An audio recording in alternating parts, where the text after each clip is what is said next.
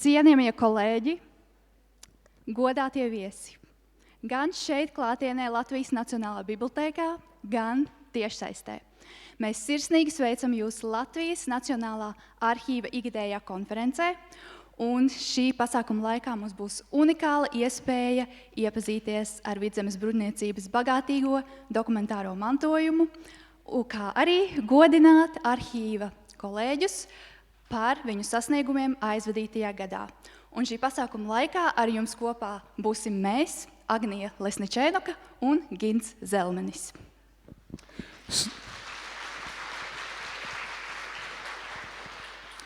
Sešus gadus, no 2014. gada līdz 2019. gadam, Latvijas Valsts vēstures arhīvs rīkoja zinātniskos lasījumus par dažādām aktuālām tēmām. Pašreiz šo tradīciju ir pārņēmis Latvijas Nacionālais arhīvs un vairāk kārt gada nogalē notikušas konferences, lai aktualizētu un diskutētu par arhīvam svarīgo. Esam iepazinuši tēmas par Rīgas rātes protokoliem un Hanzas dokumentiem. Šie dokumentu kompleksi vai to daļas ir iekļauti pat UNESCO programmas pasaules atmiņu reģistrā. Rātes protokoli nacionālā līmenī, bet Hanzas dokumenti starptautiskajā reģistrā kopā ar citās valstīs glabātām liecībām. Arī šogad Latvijas Nacionālais arhīvs ir izpelnījies UNESCO nomināciju. Šī gada oktobrī Latvijas līmeņa reģistrā iekļauti 2. pasaules kara bēgļu fotoalbumi. Šo nomināciju plašāk mēs godināsim nākamajā gadā, bet šodienas konferencē pievērsīsimies minētajai Vidzemes bruņniecībai. Tā bija korporācija, kas apvienoja sevī vietējos mužniekus, kas cauri gadsimtiem veidoja ietekmīgāko kārtu Vidzemē. Tādējādi, līdz pat korporācijas slēgšanai 1920. gadā, tā ietekmēja visplašākās dzīves jomas un ir atstājusi visdažādākās pēdas Latvijas kultūrainavā. Ierosme konferences ietvaros pievērsties Vidzemes bruņniecībai saistīta ar pēdējā gada atklājumiem Latvijas Nacionālā arhīva bibliotēkā. Plaši zināms, ka ievērojama daļas tās krājuma nākusi no kādreizējās Vidzemes bruņniecības bibliotēkas. Taču tikai tagad šis krājums ir tuvāk apzināts, ceļot gaismā dažādus līdz šim slēptas vērtības. Arī arhīvu vēsturē Vidzemes bruņniecība atstājusi nozīmīgu mantojumu, vācot un apkopojot dažādas liecības par Vidzemes un plašāk reģiona vēsturi kopš pašiem senākajiem laikiem. Lai labāk izprastu šos jautājumus, sāksim ar referātiem, kuros tuvāk izskaidros bruņniecības kā korporācijas veidošanos un nozīmi. Konferences dalībnieki un pasākumu viesi tiek aicināti aplūkot Gaismas pils ātrijā izstādīto ekspozīciju, tas ir šeit ārā netālu, un šī ekspozīcija ļauj aplūkot īpaši atlasītus Vidzemes bruņniecības krājuma eksemplārus. Un ar lielu prieku mēs aicinām mūsu pirmo runātāju, vēstures maģistri Lienu Rokpelni, ar tēmu Starp privilēģijām un pienākumiem – ieskats Vidzemes bruņniecības vēsturē. Lūdzu, Lienu.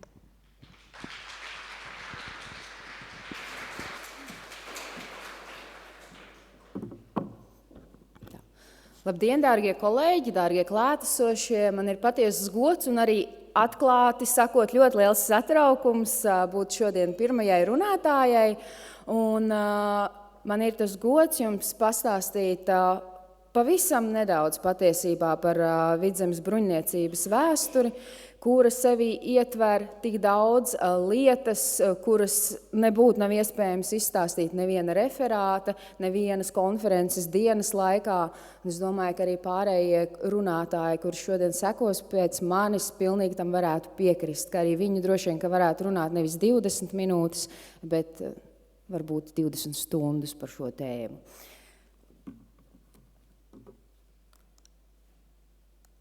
Tā, kur man šis ir? Bet, lai sāktu runāt par Vidzemes bruņniecību, tomēr nedaudz ir jāpievēršās arī terminoloģijai, un katram no mums sev ir jāuzdod jautājums, vai jāatzīst tas, ka dažkārt mēs visi dzīvojam tādos nelielos stereotipos. Un brīdī, kad izdzird vārdu bruņinieks vai bruņniecība, kas tad ir tas, kas mums nāk prātā? Prātā mums nāk bruņās, skaistās, spīdīgās bruņās tērpts cilvēks, kurš jau kopš senās Rolanda dziesmas mums ir atstājis iespaidu, ka bruņinieks ir taisnīgs, viņš ir pret visiem draudzīgs, viņš ir dāsns, šķīsts, pieklājīgs un dievbijīgs. Viņš ir bruņinieks, viņš ir cilvēks, kurš ir gatavs aizstāvēt ikvienu, kurš nāk viņam pretī. Viņu nevar iespaidot nekādas mantas, jo viņa galvenais uzdevums ir cīnīties par taisnīgumu. Bet vai tas tiešām tā ir? Kaut kādā ziņā, protams, bruņinieku likumos, un šeit mēs varam redzēt dažādus bruņiniekus, bet mūsu reģionam saistība ir vairāk gan ar Zobenbrāļu ordeņu bruņiniekiem, gan ar Vācu ordeņu bruņiniekiem. Ir šie likumi, kuri vēl aizvien mūsdienās tiek turēti godā. Man ir bijis tas gods būt arī Vīnē, Vācu ordeņa galvenajā arhīvā, kur vēl arvien viņi tur godā šīs savas tradīcijas, atzīstot, ka viņu privilēģijas uzliek arī pienākumus būt taisnīgiem un gādāt par visiem apkārt esošajiem, kuriem varbūt tik ļoti nav dzīvē paveicies kā viņiem. Un tajā brīdī mums nāk prātā vecais labais stāsts par to, ka bruņinieki taču ir ļauni, bruņinieki taču ir nodarījuši pāri tik daudziem, un jā, arī tā ir taisnība, jo ne jau visi vienmēr visās situācijās spēj uzvesties, vadoties pēc regulām vai nosacījumiem. Un ja mēs domājam kopumā par šo tēmu vidzemes bruņiniecība, kas ir bruņinieks, no pirmā acu uzmetiena šķiet, ka šī tēma jau ir vispār zināma, visiem viss ir atklāts un visiem viss ir saprotams, taču salīdzinājumā ar es varētu vidzemes bruņniecību, šo organizāciju, kur pastāv, ja mēs tā varētu aptuveni izteikties no 16. gadsimta līdz pat mūsdienām, jāsaka, ka tas ir kā organisms, kā dzīves organisms, kuram ir ļoti sarežģīta uzbūve. Un dažkārt šķiet, ka šī sarežģītā uzbūve pati nespēja saprast, kur tad ir gals un kur ir sākums. Bet arī mēs nevaram to ļoti vienkāršot. Te man būtu jāpiemina zināmais vēsturnieks, trimdas vēsturnieks Dunsdorfs, kurš ļoti vienkāršot piegāja šim jautājumam. Visi vācieši ir ļauni, visi krievi ir ļauni, latvieši ir labi, punkts. Neiedziļinoties nevienā no šiem jautājumiem. Taču, ja mēs pievēršamies un esam atklāti pret sevi, ja mēs pārkāpjam šim te vienpusīgajam skatījumam uz šo jautājumu, ir jāatzīst, ka Latvijas teritorijā un ne tikai bruņniecība, vēlāk vidzemes bruņniecība spēlē ļoti lielu lomu, un ja mēs šo tēmu izraujam no vēstures vispār ārā, tad pusi no savas vēstures mēs varam arī nerakstīt. Jo, lai gan jā, 5 līdz 10% apmēram vidzemes bruņniecības ir pastāvējusi un vienmēr šeit ir bijusi valdošā kārta, tomēr šī miedarbība savstarpējā vienmēr ir bijusi līdzās pastāvoša, un līdz ar to nevarētu teikt, ka viņi nav daļa no mūsu vēstures. Mēs esam saistīti, tas vienkārši ir jāpieņem un jāskatās uz to, cik nu vien iespējams ir objektīvi. Ja mēs runājam citiem vārdiem, sakot, tas ir jābūt patiesam pret savu sirdsapziņu kā vēsturniekam, jo ir jāspēj un jāmēģina atklāt šīs nianses, kas tad mums ļauj precīzāk vismaz paskatīties uz mūsu kopīgo vēsturi. Jāizvairās, protams, arī ir no tādas pilnīgas un pārspīlētas pozitīvas skatījumu uz to, ko vācu bruņniecība vai vidzemes bruņniecība ir darījuši mūsu Latvijas teritorijā vai citur. Tomēr, kā jau es teicu, nevar noliegt viņu klātesamību. Un tad, ja mēs paskatāmies uz jēdzieniem, kas tad ir bruņinieks, vēlreiz pievēršoties, tātad viduslaikos tas ir militārs pārstāvis, tērpts bruņās, cilvēks, kurš uzņemas grūtības, ciešanas, cilvēks, kurš ir godprātīgs un cilvēks, kas ziedo savu darbu un mūžu kādam uzdevumam un idejai. Un ja mēs pievēršamies jau tuvāk vidzemes bruņniecībai, šai organizācijai, tad jāsaka, ka līdz pat šai dienai lielā mērā Vidzemes bruņniecības pārstāvi seko šim te uzdevumam. Viņi vēl ar vien mēģina un dara daudz ziedo arī savus materiālos līdzekļus, lai tādi cilvēki kā mēs, gan arhīvos, gan ārpus arhīviem pētnieki, spētu izpētīt jautājumus, kas ir saistīti ar Vidzemes bruņniecību. Ja mēs pievēršamies vēl dažiem jēdzieniem, kas ir tikti minēti manā nosaukumā, tad kas tad ir privilēģija? Privilēģija ir likums, kas attiecas uz atsevišķu cilvēku grupu vai cilvēku, bet tas arī uzliek pienākumus. Tas ir līdzīgi kā mūsdienās ļoti daudz cilvēku saka, ka mums ir tiesības, bet par pienākumiem nezinu, kāpēc aizmirst. Līdzīgi arī šeit, Vidzemes bruņniecības viens no pamatlikumiem, kas ir ierakstīts arī viņu regulās, arī Vācu ordeņu, piemēram, regulās, ir, ka privilēģija uzliek pienākumus. Un cauri gadsimtiem gan šīs privilēģijas, gan pienākuma atziņa ir devusi Vidzemes bruņniecības pārstāvjiem to, ka tā ir viņu tradīcija, kuru mēs dažkārt līdz galam nespējam izprast, varbūt arī neizpratīsim tā līdz galam, jo ļoti grūti ir iedomāties, ka cilvēki vienkārši tāpat aiz laba prāta gribētu tik daudz darīt laba citu labā.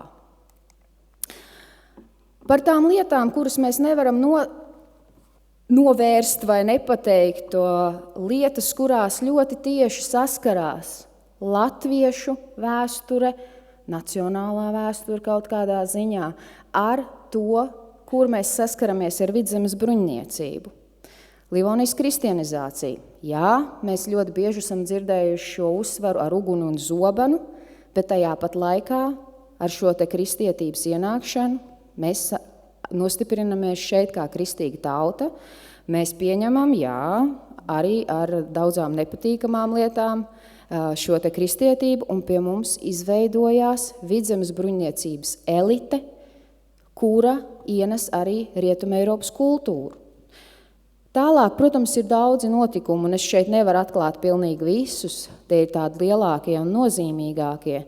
Nākamais ir reformācija, ticības brīvība un humānisma idejas ienešana, kur, protams, daudz vairāk par to, kā humānisms un Vidzemes bruņniecības ne tikai bibliotēkas spēj cilvēkiem šeit dzīvojošiem, lasot literatūru, apkopojot materiālus, spēt šo te humānismu pakāpeniski ieviest arī šeit Livonijā. Un arī Livonijas sabrukumu piedzīvojam ne jau tikai šeit dzīvojošās tautas, bet Livonijas sabrukumu piedzīvo arī Vidzemes bruņinieki, šeit pastāvošā kārta, kuri šeit varēja dzīvot bez ierobežojumiem un izmantojot savas privilēģijas. Polijas Lietuvas ietekme, protams, un arī pēc tam sekojošie Zviedru laiki slavenie Polijas karaļa Zigusmanda 2. augusta privilēģijas Vidzemes bruņniecībai bija ļoti nozīmīgs punkts, jo, lai gan Vidzemes bruņniecībai tika atņemta kaut kāda daļa privilēģijas, tā tomēr šeit palika vēl ilgstoši līdz pat 18. un 19. gadsimtam diezgan neierobežota, un tā spēja valdīt pār šīm zemēm. Protams, ierobežojumi ir, un par tiem atsevišķi šoreiz nerunāšu, un Zviedru laikos 17. gadsimtā arvien vairāk Vidzemes bruņniecība sāka izjust šo te cīņu par autonomiju, par to, lai viņi spētu šeit valdīt, par to, lai viņi varētu turpināt realizēt savas privilēģijas. Un kaut kādā tādā miedarbībā ar to visu, kas šeit notiek, kad Latvijas teritorija nonāk Krievijas impērijas sastāvā, vēl ar vienu Vidzemes bruņniecība turpina it kā pastāvēt par sevi, par savu autonomiju, darbojās pret rusifikācijas politiku, viņi panāk arī kaut kādā ziņā, viņi ir vainīgi un roku pielikuši pie tā, lai Baltijas guberņās notiktu ātrāk zemnieku brīvlaišana. Un tīšām vai netīšām, kas to zina, viņi arī atbalsta nacionālismu idejas, jo mēs esam lepni par to, ka mums ir dziesmu svētki un par to, ka mums ir dziedāšanas svētki. Bet vai kāds ikdienā aizdomājās, kurš tad to finansēja sākotnēji? Un, protams, Pirmais pasaules karš, kas sašķēla un iznīcināja ne tikai latviešu likteņus un dzīves, ne tikai latviešu ģimenes, tas ļoti ietekmēja arī Vidzemes bruņniecības pārstāvis, tos, kuri tur dzīvoja, tie, kuri dzīvoja šajās teritorijās. Un Pirmais pasaules karš, kas ietekmē Vidzemes bruņniecību vistiešākajā veidā, jo, proklamējot Latvijas valsti, Vidzemes bruņniecībai nāks šķirties no savas organizācijas. Bruņniecības drīkst izveidot tikai tādas kā privātas biedrības. Bet šeit tāds neliels pārskrējums par chronoloģiju, bet vēl pie Pirmā pasaules kara ļoti aizskāra, lasot šos te daudzos materiālus, kas glabājās Nacionālajā arhīvā par to, kā tieši bruņniecības pārstāvji ir tie, kuri pēc Pirmā pasaules kara un Pirmā pasaules kara laikā lūdz palīdzību, jo arī viņu vīri, tēvi, brāļi gāja karot Pirmajā pasaules karā, un daudzas sievietes, daudz bērni paliek bez galvenā apgādātāja. Arī par to mēs dažkārt neaizdomājamies, jo, kā jau kārtīgam mazas tautas pārstāvim ar nacionālismu izjūtām, mēs taču esam tikai tie, kas cieta. Jā, tad 1643. gadā tika likts pamats tai Vidzemes bruņniecībai, par kuru mēs šodien runājam un par kurai mēs pievērsīsimies visas šīs pēcpusdienas garumā. Un Zviedrijas karalienes Kristīnas laikā tieši tiek izdots šīs te pamats, kura laikā tad arī tiek izstrādāta šī politiskā pārvaldes struktūra Vidzemes bruņniecībai, kas ir 3 pakāpēs. Tas ir landtāgs un deputāti, landmaršals, landrātu kolēģija. Un, lai gan kārtējais landtāgs sanāca ik pa 3 gadiem, un līdz ar to ir arī tā, skatoties uz šiem te dokumentiem ar tādiem pārāvumiem, un arī ne viss ir saglabājies, starplaikos, protams, problēmas tika risinātas arī, un to darīja apriņķi ievēlēti deputāti.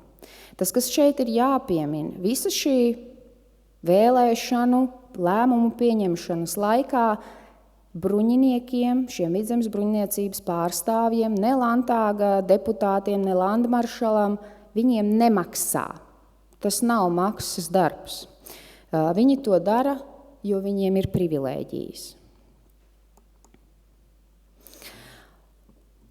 Landrātu kolēģija, kur tad ir galvenais pārvaldes orgāns, mēs varam šeit redzēt, kā tad tika sadalīta viņu šī pārvaldes sistēma, kādām tēmām viņi pievērsās vai par ko viņi rūpējās. Un dažās ir 1 vai 2, citās ir 4 šie te landrāti, bet galvenie reprezentācijas pienākumi pieder landmaršalam. Kurš tad gan, saņem nelielu samaksu, bet tas vairāk ir, lai viņš varētu smalkāk uzņemt kādu viesi, vārdu sakot, reprezentācijas materiāliem, kurus arī šodien mēs labi atpazīstam.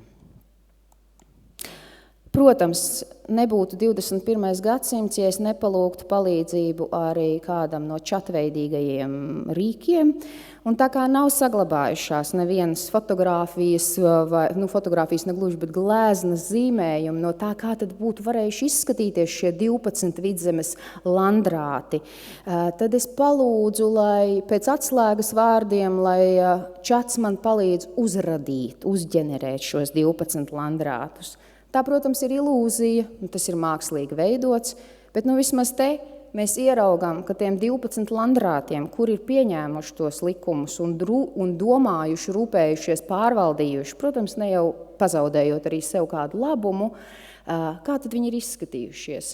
Piešķiram dokumentam seju, varbūt tā varētu teikt, jo šis zīmējums tika radīts ievadot konkrēts atslēgvārdus, jau balstoties uz apkopoto informāciju. 18. gadsimtā, protams, mainās atkal daudz kas, jo pēc lielā Ziemeļu kara Vidzeme nonāk Krievijas impērijas sastāvā un Vidzemes bruņniecība, bet atkal šie te viņu tiesības un privilēģijas tiek samazinātas, lai gan vēl ar vienu, protams, viņi spēj un var daudz ko noteikt. Un ja mēs redzam šo te citātu, kas ir izrakstīts, mēs skatāmies un redzam, ka te jau nav runa par kaut kādām kādam konkrētam cilvēkam, piemēram, piešķirtām privilēģijām, bet tas ir par to, kā vispārīgi šīs tiesības rūpējās par valsti, zemi, kur viņi ir lokalizēti. Un kā jau es teicu, viņiem par šo nemaksā, bet ja nepiedalās Landtāgā un nepilda savus pienākumus, neizmanto savus privilēģijas, tad viņus var arī sodīt. Bruņniecības nams šodien un Latvijas Republikas Saeima. Te varbūt aizlecot uz priekšu pāris šiem te notikumiem, jāsaka, ka tieši šī vieta sākotnēji tika vēlēta un izvēlēta par vietu, kur 18. gada 18. novembrī gribēja proklamēt Latvijas valsti, lai parādītu ļaunajiem muižniekiem, ļaunajiem vāciešiem, ka mēs esam pārņēmuši tagad varu šeit. Bet tad attapās, ka zāles ir par mazu. Līdzīgi kā mums šodien pārlika mūs no vienas vietas uz otru, jo mēs esam tik daudz un mēs gribam visi klātesoši būt. Arī tad tika nolemts, ka tomēr pārcels šo proklamēšanu no bruņniecības nama uz mūsdienu Nacionālo teātri. Bet, protams, ne tikai politikā, bet daudz arī kultūrā un izglītības sociālajā jomā Vidzemes bruņniecība tiešām daudz ko paveica. Un te ir uzskaitītas varbūt tās lietas, kur varbūt neatslēdzot, kurās tieši lietās tas ir ieraugāms, bet ir tik daudz jomas, kurās viņi darbojās ārpus politikas, un tās ir Vidzemes brāļu draudzes, tautskolas semināri. Jā, tieši Vidzemes bruņniecība ir tā, kas sponsorē Cimzi, vēlāk viņa radiniekus. Arī vidējās mācību iestādes, veco ļaužu patvērsmes, psihiatriskās slimnīcas, un te pie Tērbats universitātes dibināšanas ļoti daudzās stipendijas. Un tās nav stipendijas tikai Vidzemes bruņniecības pārstāvjiem. Tur ir iespējams atrast tik daudz vēstules un lūgumus Vidzemes bruņniecībai blakus stāvošus cilvēkus, arī zemniekus kādreiz, kuru lūdzu. Man ir izcils bērns. Man nav tikai finanses, vai jūs varētu. Un pēc tam seko pēc kaut kādiem lēmumu apspriešanām, pieņemšanām tieši apstiprinājums. Jā, jūs varat sūtīt savu bērnu, lai viņš studē, lai viņš kļūst gudrs. Arī zinātniskās darbības atbalstīšana. Droši vien, ka šeit sēdošie visi ir vismaz dzirdējuši tādu uzvārdu kā Arbūzovs. Arī viņa daudzie pētījumi un apkopojumi lielā mērā tiek atbalstījuši tieši no Vidzemes bruņniecības kases. Ceļu būves. Es domāju, ka man kolēģi Vija var piekrist, ka ceļot Livonijā bija diezgan izaicinoši viduslaikos, arī jaunajos laikos. Dažkārt Rīgā nācās pavadīt 2 mēnešus, lai aizbrauktu uz Landtāgu, uz Valmieru, piemēram, jo ceļi bija briesmīgi, purvaini, jo šodien tā tas ir dažreiz. Bet arī šīs ceļa būves, dzelzceļa attīstīšana, Šaursliežu dzelzceļš ir lielisks stāsts mūsdienās, ko mēs varam stāstīt ne tikai šeit esošajiem, bet arī ārvalstniekiem. Arī to viņi lielā mērā atbalstīja gan no kopējās Vidzemes bruņniecības kases, gan no atsevišķu ģimeņu fondiem. Un jā, jau manis pieminētai zemnieku brīvlaišana, kā arī šīs te nacionālismu izpausmes, kuras, kā jau es saku, jauši vai nejauši mēs nevaram zināt un iespējams nekad neuzzināsim, lai gan, cik man ir bijusi iespēja tikties ar pēctečiem, viņi saka, ka viņi to darīja, jo viņi tā vēlējās. Lai jau tā būtu, jo galu galā bruņniecība viņiem uzliek pienākumu rūpēties par mazāk atbalstītajiem. Te vienkārši neliels ieskats tajā, cik daudz un dažādi dokumenti ir, kādus mēs varam atrast arhīvu krājumā, arhīvu fondos. Un, kā mēs redzam, tad šeit ir tieši Froilenei Johanai Cimzei atbalsts no bruņniecības kastes par 100 rubļiem. Un tās nav vienīgais, tas ir tikai viens no. Tā kā daudz un dažādi šie atbalsti ir nākuši tieši no Vidzemes bruņniecības kases. Bet kā jau visiem stāstiem, arī Latvijas teritorijā Vidzemes bruņniecībai pienāk beigas viņu stāstam. Un, ja Lantāks pēdējais sanāk 20. gada 5. aprīlī, tad 29. jūnijā tai pašā gadā Vidzemes bruņniecības šī te kooperācija tiek slēgta. Bet tas viņus patiesībā neaptur. Viņi dibina privātas biedrības. Viena tiek nodibināta šeit Rīgā, otra apvienība tiek nodibināta Vācijā. Dokumenti ir par šīm abām biedrībām Latvijā atrodami, protams, arī ārpus Latvijas teritorijas. Un kā jau es minēju pašā sākumā, arī šodien ļoti intensīvi Vācijā darbojās Vidzemes bruņniecība, kura sevi ir apvienojusi gan Kurzemes, gan Igaunijas, gan Sāmsalas bruņniecības, un sadarbojoties ar daudziem pētniecības institūtiem Vācijā, vēl ar vien pēta šīs te savu dzimtu vēstures un pievērš uzmanību Eiropā tam, kas ir noticis vai notiek arī Latvijā. Un šīs biedrības mērķis ir saglabāt kopīgas tradīcijas, uzturēt apziņu par kopīgo pagātni ar Baltijas valstīm un padziļināt izpratni par Baltiju rietumu valstīs. Tā veicina savas vēstures izpēti un cenšas nodrošināt ciešāku biedru savstarpējo saikni. Daudzu projektu un palīdzības akciju ietvaros tās veic labdarības un kultūras uzdevumus Vācijā, Igaunijā un Latvijā. Un, lai gan šodien tām vairs nav publiski tiesiskas funkcijas, 4 bruņniecības korporācijas joprojām ir apvienības galvenie balsti, katra no tām var lepoties ar savu unikālu vēsturisko attīstību. Un tādēļ jau pavisam noslēgumā pievēršoties tam, ka vēl ar vien ir tik daudz dokumentu, kurus atverot, parādās aina. Man, protams, ir liels prieks, ka es esmu pirmā, kas var ierakstīties. Bet, lai mēs nepaliktu, lai mēs neaprobežotos ar to sajūtu, ka latvieši ir vienīgie labie un ka Vidzemes bruņniecības mērķi ir bijuši tikai politiski, ka viņi ir tomēr tik daudz arī darījuši, lai šeit dzīvojošo sabiedrību, cik nu viņi spēja un cik nu ir viņu spēkos atbalstītu, lai mēs dzīvotu ar apziņu, ka mēs gribam maldugunis dzēst, nevis sekot tā maldugunīm, kas mūs aizved neceļos. Es domāju, ka Vidzemes bruņniecības materiāli, šīs lapas, es novēlu, lai būtu daudz pētnieki, kuri tajos ieraksta savus vārdus un atklāja šīs detalizētās nianses no tik sarežģītā Vidzemes bruņniecības organisma. Un lai mēs nepaliekam tur, ko mākslīgais intelekts atkal man ar atslēgu vārdiem senlatvietis baidās no bruņinieka, paliktu. Tā kā es aicinu un vēlu daudzajiem avotiem, kas guļ un gaida savu pētnieku, atklāt arvien detalizētākus noslēpumus. Paldies par uzmanību.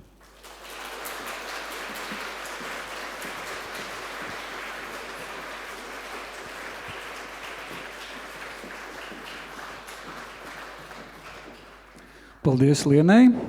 Un kā nākamo referentu es vēlētos pieteikt Turaidas muzeja rezervāta direktora vietniece zinātniskajā darbā, vēstures doktori Vīlu Stikāni, kas referēs par tēmu senākās Vidzemes bruņniecības dzimtas ar saknēm Livonijas bīskapijās 13. līdz 16. gadsimtā. Lūdzu, Stikānas kundze, katedra jūsu rīcībā. Labdien, godājumie klātesošie! Man prieks šeit būt šodien Latvijas Nacionālā arhīva konferencē un uzstāties ar ziņojumu, kas ir cieši saistīts ar manu šo profesionālo darbību, darba vietu. Strādāju Turaidas muzeja rezervātā jau ilgus gadus, un Turaidas viduslaiku pils ir ne tikai tāds pazīstams turisma objekts, bet, protams, arī saistīta ar daudziem vēstures stāstiem. Un viduslaikos tā bija bīskapa pils, tā bija Rīgas bīskapa, vēlāk arhibīskapa rezidence, un vairāku gadsimtu garumā tā bija arī Foktejas centrs, tas ir pārvaldes un ciesu varas centrs, kas cieši saistīts ar daudzām senākajām Rīgas arhibīskapijas un arī citu bīskapiju šīm te bruņniecības dzimtām. Daudzas Vidzemes bruņniecības dzimtes var atskatīties uz gadsimtiem senu vēsturi. Laicīgie bruņinieki 13. un 16. gadsimtā bija Livonijas bīskapa un Rīgas arhibīskapa vasaļi ar saviem lēņa valdījumiem, tiesībām un pienākumiem noteikti iesaisti zemes pārvaldē. Un mana šī ziņojuma tēma vairāk koncentrējas uz Rīgas arhibīskapijas bruņinieku dzimtām, to lomu zemes pārvaldē, jo tēmu esmu pētījusi saistībā ar Turaidas vēsturi. Saistībā ar šo tēmu Turaidas fokti, jeb bīskapijas fokti, vāciski Stiftfokt, jeb zemes fokts, landfokt. Šie Rīgas bīskapijai bija vairāki šādi pārvaldes iecirkņi foktējies. Īslaicīgi tie bija dažādās vietās, bet Indriķa Hronika jau min šīs te foktējas latīņu advokātijā, un centri bija toreiz arī Autīnē, Idumejā, Lielvārdē. 15. gadsimtā vēl ir minēti fokti Raunā, taču tikai 2 foktējas saglabāja šo savu statusu gadsimtiem ilgi, un tā bija Turaida un Koknese. Tie bija foktēju centri jau sākot no 13. gadsimta līdz pat Livonijas sabrukumam un Rīgas arhibīskapijas sekularizācijai. Šī pētniecības tēmas izstrādes rezultātā ir tapuši vairāki zinātniski pētījumi, publikācijas, varētu teikt arī avotu izpēte, un ir bijis darbs arī arhīvos, arī tā skaitā Latvijas Nacionālajā arhīvā, Latvijas valsts vēstures arhīvā, bet ir tapuši arī tādi muzeja produkti, muzeja pedagoģiskās programmas, digitālas programmas, stāsti, kas stāsta par šiem viduslaiku bruņiniekiem un laicīgajiem bruņiniekiem, par viņu tiesībām, pienākumiem, par tām vizuālajām izpausmēm, kādas bija, kas mūs saista, jāsaka, ar šo romantizēto priekšstatu, kāds ir par viduslaiku bruņiniekiem vispār Rietumē Eiropā, jo tiešām šeit bija šie bruņinieki, un Turaidā ir iespēja viņus rādīt ne tik daudz saistībā ar karošanu vai kariem vai pakļaušanu, bet tieši arī rādot šo iesaisti pārvaldē, iesaisti tiesu varā, tiek parādīta arī viduslaiku rakstība, viduslaiku ģērboņi un dažādas citas lietas, kas iespējams mums ir ļoti vajadzīgas. Tātad šie fokti bija pārsvarā dišciltīgi vasaļi, dišciltīgi ļaudis, piederēja pie bruņinieku kārtas. Pārsvarā tie bija bīskapu vasaļi, un viņi nodrošināja tātad zemes pārvaldi visplašākā tādā nozīmē, bija un šo zemes kungu, jeb arhibīskapu bīskapu pilnvarojumā. Viņi tātad realizēja domēņu pārvaldi arhibīskapa zemes, ievāca nodevas, sprieda tiesu, paturot tiesības daļu no ienākumiem no foktējas zemēm. 13. gadsimtā un 14. gadsimtā vēl šeit bija spēkā izpratne, kas bija daļai saistīta ar Rietumē Eiropas tradīciju, ka mantojuma lēņa pārvaldīšana arī nozīmēja šīs foktējas funkcijas, jeb tiesu varas un nodokļu ievākšanas funkcijas, taču Rīgas arhibīskapijā un arī citās bīskapijās zemes kungi šo varas monopolu spēja noturēt un pastiprināt, un 15. un 16. gadsimtā fokti jau darbojās kā tādi arhibīskapa ierēdņi. Tātad saņemot arī atalgojumu, kas bija gan dienesta lēņi, gan arī atalgojums dažādā citā veidā. Viņi tātad realizēja zemju aizsardzību, militāro darbību, ievāca nodevas, sprieda tiesu, organizēja piļu būvi, piļu būvi un pārbūves, ierīkoja robežas, kontrolēja domēņu zemes fondu, kā arī zemeskungu uzdomā veica diplomātiskus uzdevumus iekšzemē un ārpus Livonijas. Kā atalgojumu fokti saņēma arī dienesta lēņus, tātas, kas nebija, kas ar laiku varēja veidot arī diezgan lielus tādus ievērojumus īpašumus. Pētot vēstures liecības par Turaidas vēsturi un plašākā kontekstā par Livonijas bīskapiju pārvaldi un tajā iesaistītajām laicīgajām personām un viņu ģimenēm, allaž nāks saskarties arī ar šo situāciju, ka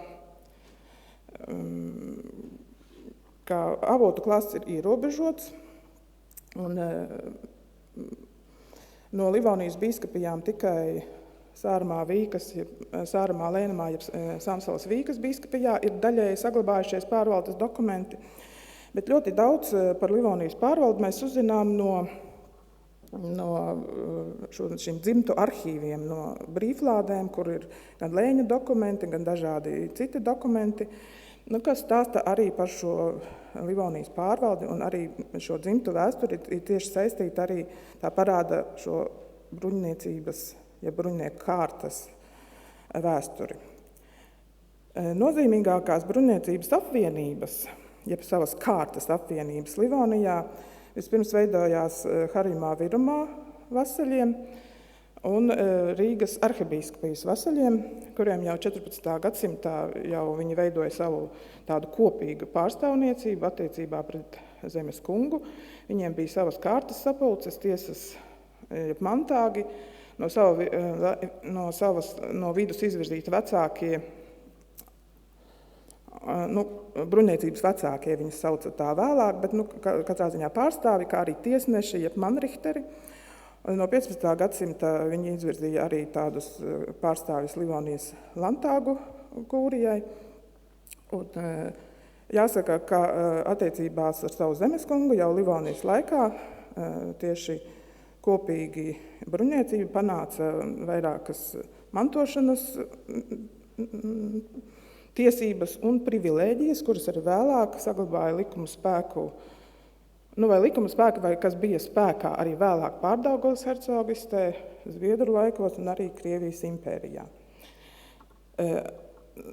Tātad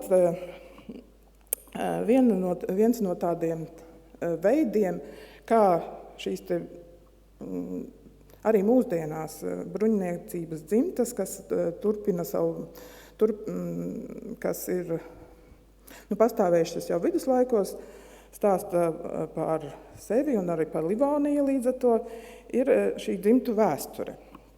Un arī aplūkojot bruņniecības dzimtu vēsturi, ir svarīga šī izpratne par to viņu iesaisti zemes pārvaldē. Arī šis foktāmats ir bijis svarīgs, un to var redzēt, skatot šīs dzimtu ģenealoģijas, kur ikreiz ir arī uzsvērti šie amati, gan pārvaldē, un arī vienmēr atzīmēts, kurš no senčiem ir bijis arī vai nu Kokneses vai Turaidas fokts Rīgas arhibīskapijā. Nav saglabājušies daudz dokumenti, mēs nezinām arī par to, kāda bija šī,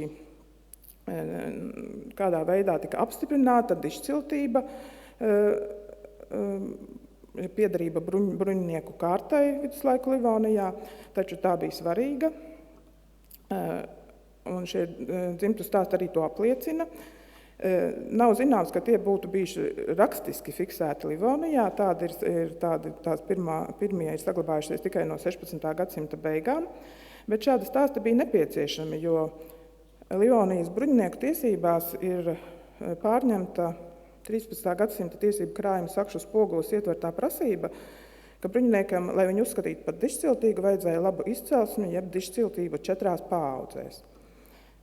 Un, lai arī nav šo rakstisko liecību daudz, tomēr praksē tas tika ievērots, par to apliecina 1524. gada Livonijas bruņniecības prasība Sārmā Lēnamā bīskapam, lai personām, kas celšies no pilsētniekiem un zemniekiem, atņemtu tiesības būt mužniekiem, jo vajadzīgas šīs 4 dišciltīgo paaudzes. 17. un 18. gadsimtā, kad jau veidojās cita situācija, veidojās tā saucamās bruņniecības matrikulas, un vajadzēja pierādīt savu dišciltību arī rakstiski, tad tapa rakstiski gari un plaši dzimtas vēstures sacerējumi ar pievienotiem mākslinieciski izstrādātiem dzimtas kokiem, kas tika iesniegti valdības iestādēm, jo īpaši heraldikas komisijai, kad bija aktuāli pierādīt savu statusu un tiešām ļoti plašās privilēģijas, kādas bija bruņniecības pārstāvjiem Krievijas impērijā. Un jāsaka, tieši 18. gadsimta šos te materiālus lielā skaitā glabā arī Latvijas Nacionālais arhīvs. Bet šeit jau uz ekrāna jau kādu brīdi ir šāda ģenealoģija, kas nāk tieši no Livonijas laikiem.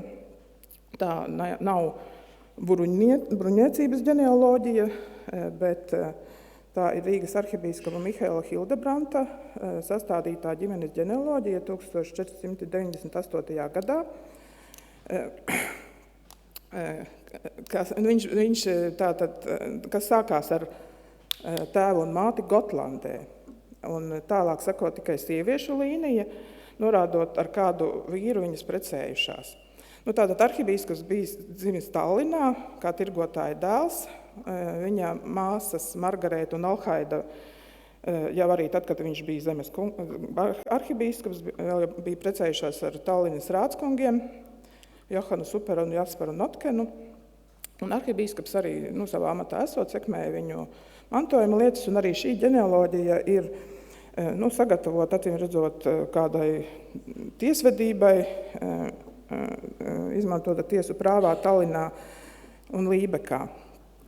Taču tas nozīmē, ka šādas ģenealoģijas iespējams bija arī bruņniekiem, bet viņas nav saglabājušās no šī laika. Arī no 17. gadsimta, varbūt man nav zināms, varbūt ar laiku viņas atradīsies arvien vairāk. Šī ir jau skaists, krāsaina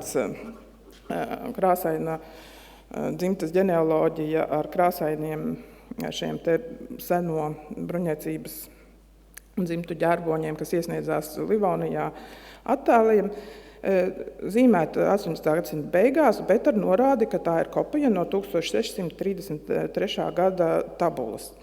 Šī laikā jau tātad bija nepieciešami šie rakstiski apliecinājumi. Jāsaka, šie krāsaini ģērboņi, heraldiskās krāsas no viduslaikiem Livonijā nav zināmas, bet šie heraldiskie simboli katrai dzimtai bija savi, un tie ir redzami vasaļu zīmogos, ko viņi lietoja, lai apzīmogotu gan dažādus dokumentus, gan pārvaldē, gan arī saistībā ar dažādām mantojuma lietām un ģimenes darīšanām. Tātad ir vairākas ļoti nozīmīgas vasaļu dzimtas, kuru vēsture ir cieši saistīta arī ar Livonijas kopīgo vēsturi, un viena no tādām ir Rozeni. Šeit šis Rozenu dzimtas ģērbonis viens no agrīnajiem ģērboņiem 13. gadsimta beigās. Rozena un Tīzenhauzena dzimtas ir tās, kas bija īpaši varenas jau sākot no 13. gadsimta. Šeit izvilkums latīņu valodā no dokumentiem, kas ir publicēti, kā viņi tika dēvēti ārkārtīgi godpilnos nosaukumos, minot gan viņu amatu, gan saucos viņus par kungiem, varenajiem cīnītājiem, ievērojamām personām. Skaidrs, ka šī laikā šo te bruņnieku status bija ļoti augsts, un viņiem tika piedāvāti visdažādākie tituli, tā skaitā prestiži. Un arī to var redzēt arī pētot šo Foktu vēsturi, ka tieši šī laikā arī Foktu status bija ārkārtīgi augsts, un no šīm divām dzimtām arī nāca tie Fokti, kuri vēl šī laikā savus lēņu valdījumus arī, un arī var iespējams to, ko mēs vēlāk saucam par dienesta lēņiem, pārvaldīja kā mantojumu lēni, kā mantojumu Fokteju, kā tēvu mantojumu. Ir tādi vairāki vārdi zināmi no šī laika.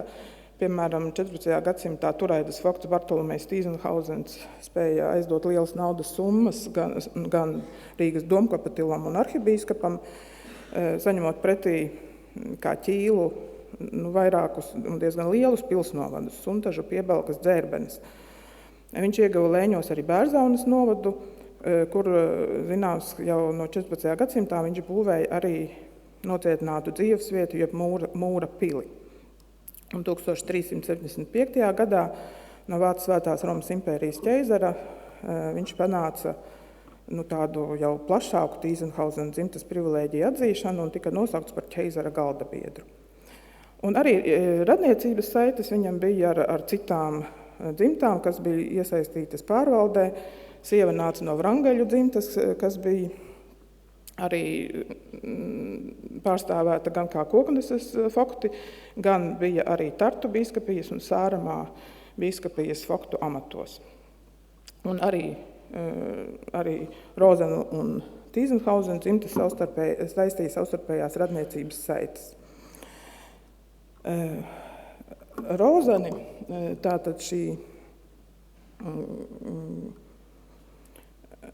bija īpaši nozīmīga Rīgas arhibīskapijā, un Livonijas laikā viņiem bija lēņi dažādās bīskapijās, bet visvairāk Rīgas arhibīskapijā. Un viņi bija ļoti cieši, jau sākot no Rīgas bīskapijas, arhibīskapijas dibināšanas, iesaistīti šīs zemes pārvaldē. Visvairāk Rīgas arhibīskapijas faktu tās pastāvēšanas laikā visvairāk nāca tieši no Rozenu dzimtas, jo vismaz 7 šī dzimtas pārstāvi ieņēma Turaidas faktu amatu, un vairāk kārtīgi bija arī fakti gan Koknesē, gan arī citās Livonijas bīskapijās Igaunijas teritorijā. Par savu senci Rozenu dzimtas vēsturnieki mūsdienās uz dedukcijas pamatu uzskata Livonijas indiviķu kronikā minēto Idumejas faktu. Kādu brīdi tas bija ministeriāļu izcelsmes Rīgas arhibīskapa brālis Teodoriks, kurš apprecēja Pleskavas kņaza meitu. Un tad viņa vietā kādu laiku arī šis Pleskavas kņazs bija fakta amatā. Un šis brālis Teodoriks no Buhseudenes, ja vēlāk Teodoriks no Straupes, tiek uzskatīts ne tikai par šo Rozenu, bet arī Fonda Ropu, Buhseudenu un pat varbūt arī kādu citu šo te bruņnieku dzimtu ciltstēvu. Tātad šī Rīgas arhibīskapijas teritorija, kur atzīmētas visas pilis Rīgas arhibīskapijā, tā skaitā vasaļu celtās pilis un iekrāsots ar sarkanu Rozenu celtās pilis un ar zilu Tīzenhauzena celtās pilis. Un šis arī liecina to sākotnējo arī šo pārvaldi, ka tās augtajā Lībiešu galā, Rīgas arhibīskapijas Lībiešu galā, ļoti liela nozīme bija Rozenu dzimtai, bet tanī latviešu galā, kur centrs arī ilgstoši bija, pārvaldes centrs bija Koknese, bija liela nozīme Tīzenhauzeniem.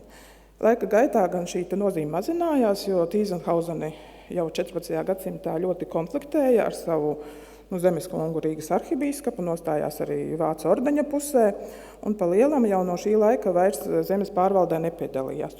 Turpretī Rozeni šī sākotnējā Idumejas faktijā ap mūsdienu Straupi, viņiem bija gan lieli lēņu īpašumi, viņi būvēja vairākas pilis. Vēlāk tā bija Straupas draudze, jeb Straupas draudzes novads. Un šeit viņi kā vienīgo Latvijas teritorijā arī izveidoja vasaļu dibinātu pilsētu Straupi, kurai 1374. gadā deva Rīgas tiesības. Un jāsaka, ka tāpat kā Tīzenhauzeniem, arī Rozeniem izdevās panākt tādu īpašu privilēģiju savu mantošanas ziņā. 15. gadsimtā viņi ieguva tā saucās koprokas lēņu tiesības, kas deva tādu plašu iespēju saglabāt šos lēņus dzimtas rokās, arī nodot sānu radiem, ja nepieciešams. Ļoti daudz var stāstīt par Tīzenhauzenu dzimtu, kuru arī ir, es domāju, pazīstami arī līdz mūsdienām.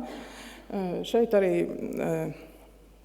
attēls no Latvijas Nacionālā arhīva dārguma, es domāju, Rešeida piemiņas albuma, kur ir viens no senākajiem tādiem avotiem, kur ir attēloti šo dzimtu ģērboņu krāsās. Par Tīzenhauseniem varbūt arī nestāstīšu, bet Tīzenhausena dzimta arī Livonijas laikā bija ļoti nozīmīga, lai pētītu un saglabātu vēstures avotus. Te var pieminēt tādu personāliju kā Heinrichu Tīzenhausenu 16. gadsimta beigās, kurš bija sava laika vēsturnieks, kuram ir nopelni, lai arī Indriķa kronika taptu noraksta un viņa saglabātos, kurš rakstīja Livonijas vēsturi un kura tā dzimtas dedukcijas, savas dzimtas vēsture ir arī nozīmīgs avots arī līdz mūsu dienām. Viņš arī cita starpā rakstīja atspēkojumu Rusova kronikai. Jau 19. gadsimtā un arī mūsdienās šīs senākās Vidzemes bruņniecības dzimtas sauc ūrādeli vācu valodā. Un, protams, šīs dzimtu vēsture visvairāk no 18. gadsimta beigām bija ļoti aktuāla un tās liecības saglabājušās. Un ir raksturīgi, ka gan šajā laikā, 18. gadsimtā, bet arī skatoties jau senāk, 17. un 16. gadsimta beigās, vairākas dzimtas ārkārtīgi arī koncentrējās uz šo Livonijas veidošanas laiku. Minēja jau bīskapa Albertu, ar kuru daudzi gribēja, arī iespējams arī bija radniecībā, viņa ģimenes locekļi bija viņa senči, bet arī Turaidas valdnieks, jeb it kā karalis Kaupo, daudzu dzimtu leģendās ir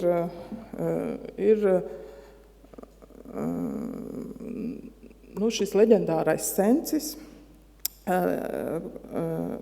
Kā jau minēja arī Rozeni, tādā dedukcijas ceļā sevi saista ar bīskapa Alberta pēctečiem. Un šī tēma ir izstrādāta arī Rozena dzimtas pēdējā dzimtas vēsturē, kas iznāk uz 6 sējumos. Ļoti apjomīgs darbs, ko izstrādājis brīvkonis Klauss von Rozens. Un jāsaka, ka esmu pateicīga viņam arī par interesi saistībā ar Rozena dzimtas izpēti, tieši saistībā ar šo Turaidas Fokta tēmu, jo viņš arī atzina, ka šīs tēmas izpēte ir devusi vairākas atziņas un skaidrojumus tādos neskaidros dzimtas jautājumos,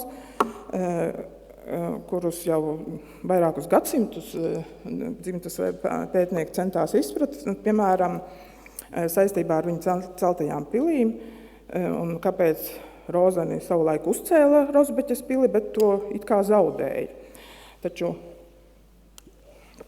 veidojoties izpratnei par šo dzimtu arī iesaisti zemes pārvaldē un par to, ka tas bija drīzāk tāds tā kā dienesta lēnis, tur ir saprotams, kāpēc viņš bija Rozena īpašumā, pēc tam viņš nonāca Johana Vildenberga pārvaldē, kurš ir minēts Fokta amatā noteiktā laikā.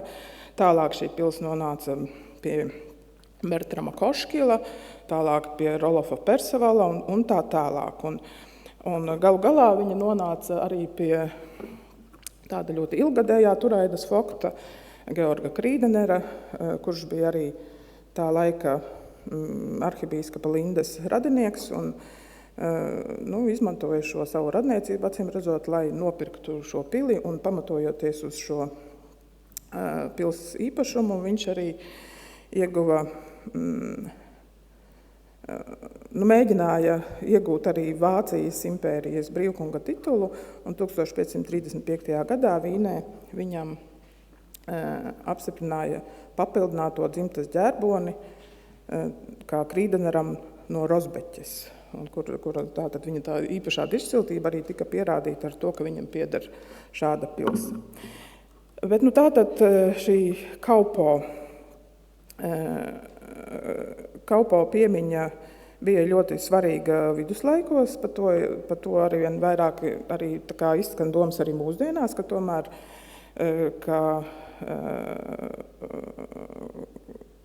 ka viņu godināja gan Livonijas baznīca, domkungi un Dobkavūs un Rīgas arhibīskaps, gan arī jau viduslaikos vairākas šīs dzimtas cieši saistījies savu dzimtas vēsturi ar viņa pēctečiem. Tā simboliski šeit arī varētu teikt, ka arī Turaidā ir viņa dēlu un meitas, un tā viņa piemiņa tiek godināta arī mūsu dienās. Un kapa piemineklis ir, atvainojos, nevis kapa piemineklis, bet piemiņas akmens ir uzstādīts 2001. Gadā pie Krimuldas baznīcas. Un ik pa laikam šī viņa atcere tiek realizēta dažādos pasākumos. Bet, un tātad šīs dzimtas, kas cieši ir saistījušas un pat daļai līdz mūsu dienām saista sevi ar šīm te kalpo vārdu, ir Līveni un Ungarni. Tie, protams, ir tādi nostāsti, jo vēstures liecības, un, protams, vairāk ir šie dokumenti, apzīmogotie dokumenti, konkrēti vārdi, kas parādās kādās liecībās, bieži vien ir mazliet vēlāk, bet tomēr tas ir 13. gadsimts. Un šie nostāsti ir bijuši dzīvi un pierakstīti, protams, diezgan vēl 18. un 19. gadsimtā, un vēl līdz mūsu dienām ir dzīves stāsts Krimuldas baznīcā, ka Līvenu dzimtas vārds cēlies no lībiešu, jeb līvu nosaukuma, un kopā ar ģerboni, kur attēlotas 7 ziemeļu zvaigznes, to lībiešu valdniekam kalpo piešķīris Romas pāvests 1203. gadā. Un šis ģerbonis ir ļoti līdzīgs arī Ungarnu dzimtas sākotnējiem ģerbonim, kas redzams šeit zīmogu nospiedumos, kur faktiski grūti atšķirt Ludolfa Līvena vai Vilhelma Ungarna zīmogu nospiedumus. Tikai, protams, atšķiras krāsas, to mēs redzam sākot no 17. 18. gadsimta. Līveniem ir zelta lilijas un zvaigznes sarkanā laukā, Ungarniem zilā. Parasti izejot no heraldikas likumiem, šāda līdzība norāda uz dzimtu radniecību, un dzimtas ģerbonis, protams, tika mantots no paaudzes uz paudzi, un to izmantoja kā atšķirības identitātes zīmi. Un tātad šīs dzimtas senči pēc tiem dokumentiem, tātad ir jau šeit 13. gadsimtā, Līvenu sencis Gerardus Līvo latīņu valodā minēts 1969. gadā.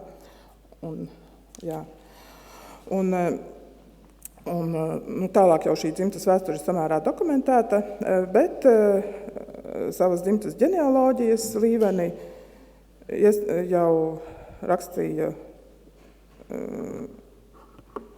iespējams agrāk, bet jau 18. gadsimtā viņi iesniedza šo te stāstu par saistību ar kalpo, un tā likās pietiekoši ticama gan Romas kūrijai un jezuītiem 1725. gadā, gan arī Krievijas imperatora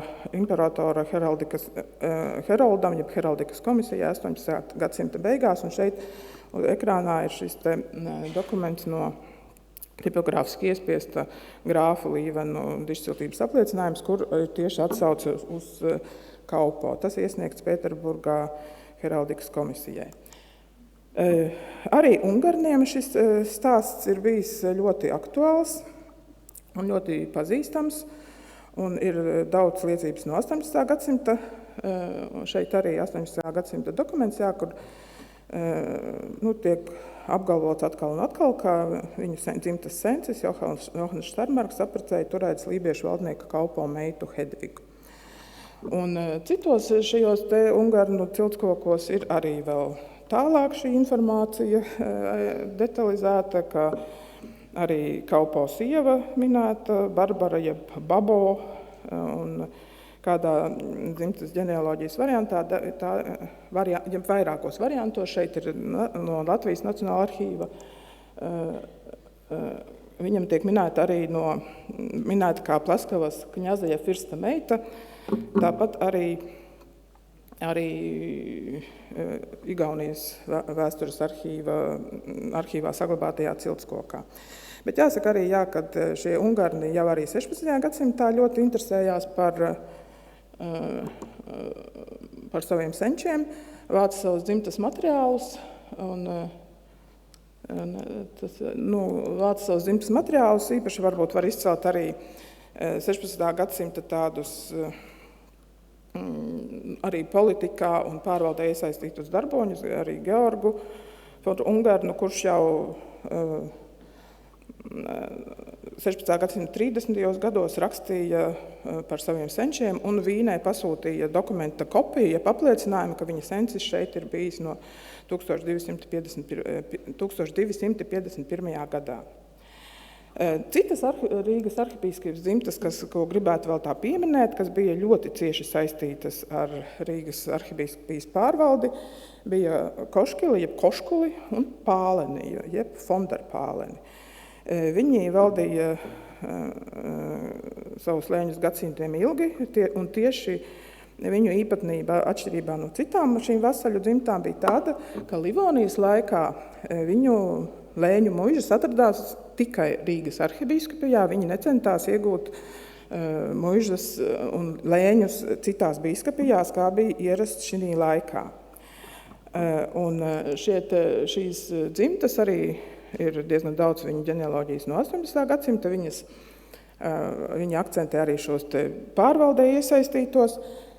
Ir arī saglabājušās vairākas, diezgan daudz dokumenti, kas apliecina viņu nozīmi. Sevišķi 16. gadsimtā Pālenu dzimta bija tāda vadošā loma, un Johans Fonderpālens bija bruņniecības vecākais arī Livonijas sabrukuma laikā. Bet par dzimtas leģendām varbūt šeit gribētu pieminēt arī to, ka jau 18. gadsimta beigās arhīvu dokumentos ir vairākas dzimtas leģendas par šo dzimtu izcelsmi, kas ir līdzīgas tādām skaistām bruņinieku teikām, kādas ir diezgan daudz arī Vācijā. Un arī šeit Latviešu folkloras krātuvē ir pierakstīta teika par Koškaliem un Pāleniem, kas ir brīnišķīga tāda teika par viduslaiku bruņiniekiem, kur ir dalīja manta, tur ir zelta kronis, tur ir dalīts ezers un tam līdzīgi. Jāsaka, ka arī ir vēl daudzas citas dzimtas, kuras ir bijušas ļoti nozīmīgas, un arī kurām ir šie krāšņie ģērboņi un stāsti, kas izgājuši cauri šīm bruņniecības matrikulām 17. un 18. gadsimtā. Jāsaka, ka citu veidu vēstures avoti ir saglabājušies diezgan maz. Šeit es varbūt arī mazliet parādu šo tādu ģimenes vēstures ainu no 1553. gada. Katvaru muižā tiek svinēts Kindelbīr, kas nav kristības, bet gan tāda jaunās mātes pirmā iziešana publiskā veidā uz baznīcu, kur sapulcējās šie arī ģimenes locekļi. Un šeit var redzēt arī daudzas šīs pieminētās dzimtas, kas bija savstarpējie radinieki, gan Rozeni, gan šie Aderkasi, gan Koškuli un Pāleni, gan arī šeit pieminēja šo te Rīgas arhibīskapu Mihēlu Hildebrandu un viņa māsas vīru Notkenu. Šie Notkeni jau arī šeit ir ieguvuši lēņus, kļuvuši par vasaļiem un jau ir saradojušies arī ar šīm te Rīgas arhibīskapijas dzimtām. Un jāsaka, Livonijas sabrukumā, tad, kad veidojās pavisam jaunas attiecības un kad arī tika likts pamats šīm te vēlākajām privilēģijām, kad veidojās bruņniecības matrikulas, pie Rīgas arhibīskapijas sekularizācijas klāt bija arī šie bruņniecības pārstāvi. Faktiski viņi arī bija vienīgie klāt, jo arhibīsku vairs nebija. Domtuls jau arī bija pa daļai jau izformēts, un šie tie Rozens, Ungarns, Notkens, Ikšķils un Adarkas bija tie, kuri vienojās ar jauno Pārdaugavas hercogistes administratoru Johanu Hatkeviču, un tā skaitā kopā ar bruņniecības tā laika vecāko Georgu Patkulu arī rūpējās, lai viņu šīs atsošās privilēģijas, kas nozīmē mantošanas tiesības, saglabātu savu spēku, un vēlāk arī iegūtu atkal jaunus papildinājumus un jaunu statusu. Tā, ka savu ziņojumu nobeidza atkal ar attēlu no par šādu pārvaldē iesaistītu dišciltīgo vasali, kas ir Turaidā, un saku paldies par uzmanību.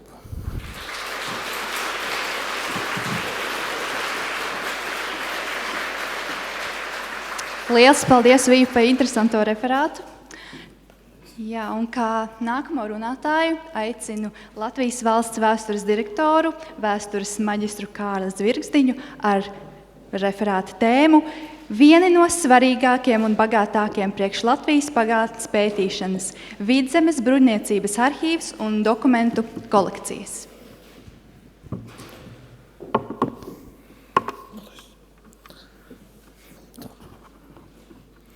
Labdien, kolēģi, cienījamie viesi, skatītāji, klausītāji.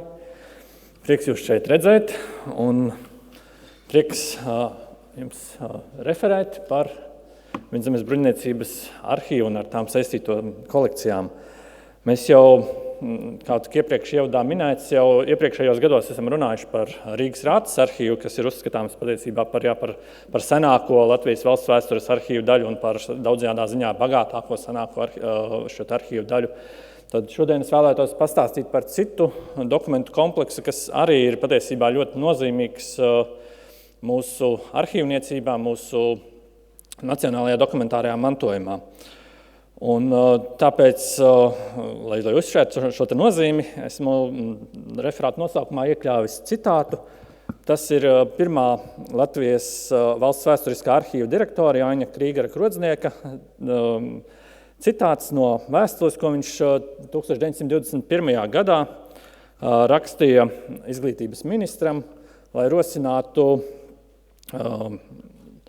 Vidzemes un Kurzemes bruņniecību, tobrīd jau likvidēto bruņniecību arhīvu nodēšanu no Tieslietu ministrijas, kuras pārziņā tie bija nonākuši tieši valsts vēsturiskajam arhīvam. Šajā te vēstulē tātad ir runa par Kurzemes un Vidzemes bruņniecību arhīviem, un iespējams tāpēc lietots daudzskaitlis, taču patiesībā arī runājot par Vidzemes bruņniecības arhīvu, daudzjādā ziņā var runāt par arhīviem daudzskaitlī. Un tāpēc es centīšos to parādīt savā referātā, īsumā ieskicēt, kādi dokumentu kompleksi saistīti ar Vidzemes bruņniecību un kāda ir Vidzemes bruņniecības nozīme tieši arhīvniecības attīstībā un arhīvu vēsturē, jo mēs jau iepriekš dzirdējām, cik tie daudzjādā ziņā ir ietekmējuši Latvijas vēsturi, tad mēs varam teikt arī, ka Latvijas arhīvu vēsturē to devums ir ļoti nozīmīgs. Un, pirmkārt, tas ir saistāms ar bruņniecības arhivāru Hermani von Bruiningu, kas savu mūžu veltīja lielā mērā bruņniecības arhīvam un ar tiem saistītiem dokumentiem, un tādā veidā ir ļoti lielā mērā ietekmējis arī mūsu šodienas Latvijas valsts vēstures arhīvu fondus. Un reizē tas arī ir, viņa devums ir arī kaut kādā mērā mantojums mūsu arhīvniecības tradīcijās tādējādi.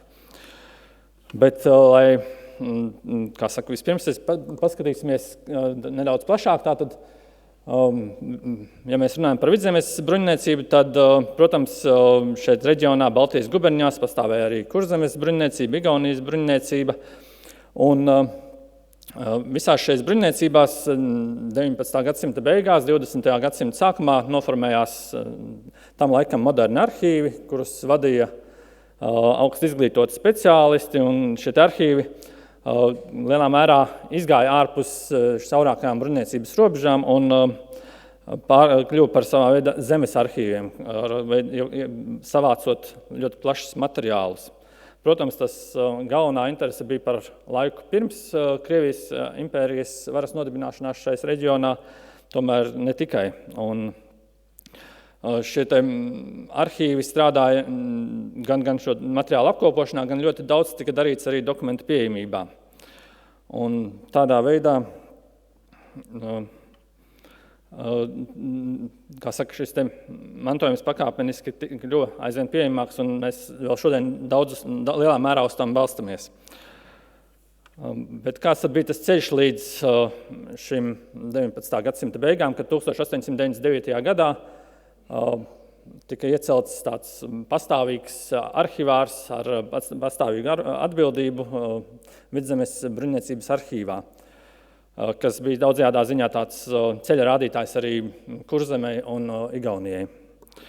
Tad, protams, ka Vidzemes bruņniecības arhīvs pastāv jau būtībā no 17. gadsimta, tātad jau kopš 17. gadsimta, kad gadsimta vidū oficiāli noformējas Vidzemes bruņniecība kā korporācija. Protams, tā bija sava dokumentācija, kas tika vesta un uzglabāta, taču tā ir tiešām tādas institūcijas iekšējā dokumentācija, kas ir aktuāla un tiek nemitīgi lietot un izmantot. Tad kā tādi pieturas punkti ceļā uz šādu te vēsturisko arhīvu varētu minēt, piemēram, 1809. gadā uzsākto pasākumu, kad pēc Vidzemes bruņniecības landrāta Vilhelma Friedricha Ungana von Stenberga un tobrīd kuldīgas skolotāja Ernsta Henninga iniciatīvas Königsbergā, slepenajā arhīvā, tātad arhīvā, kas bija veidojies no kādreizējā Vācu ordeņa arhīva, tika uzsākta dokumentu kopēšana, apzinot dokumentus, kas attiecās uz kādreizējo Livonijas vēsturi. Šeit attēlā var redzēt vienu no šīm te kopijām, kas mums varbūt daudzajādā ziņā atgādina to, ko mēs esam redzējuši varbūt biežāk Johana Kristofa von Broces pārzīmējumos, un tas nav nejauši, jo Broce bija kā tāds paraugs šajā pasākumā, kura rezultātā tapa 28 milzīgi sējumi, kas šobrīd glabājas mūsu arhīvu kolekcijā, un līdzīgi dokumentu kompleksi arī nonāca arī Igaunijas un Kurzemes bruņniecība arhīvos. Protams, ka bruņniecība rūpējās ne tikai par šiem vēsturiskajiem dokumentiem, tā gādāja arī par saviem aktuālajiem dokumentiem, par pašas radītajiem dokumentiem, un tāpēc ir pieminami vairāki šādi te arī milzīgi reģistri, kas dokumentē informāciju, kas atrodama tās arhīvā. Un tas ir, piemēram, Morts von Wrangla reāla reģistrs un vēlāk arī Friedrich von Tiesenhausen sastādītais reģistrs. Un šie reģistri un šī attīstība rāda, ka ap 19. gadsimta vidu veidojās dalījums aktīvajā arhīvā un šajā senajā arhīvā, ja vecajā arhīvā. Vidzemes bruņniecības dokumentu kolekcijas ievērojami paplašinājās 19. gadsimta vidū, un te pirmkārt jāmin Rīgas Jāņa baznīcas virsmācītāja Treja bibliotekas iegāde 1853. gadā, un šī rezultātā tiešām ļoti paplašinājās gan grāmatu, gan arī dokumentu krājums, kas tika uzglabāts bruņniecības namā.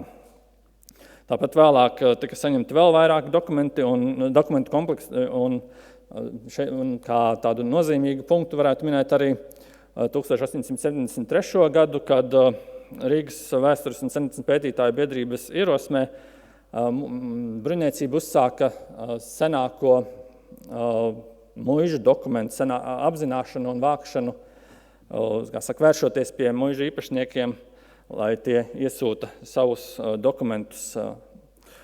Un ar šo te iniciatīvu mēs esam nonākuši pie 1870. gados, kad par Vidzemes bruņniecības dienestā stājas Hermanis van Bruinings, tātad Igaunijā dzimis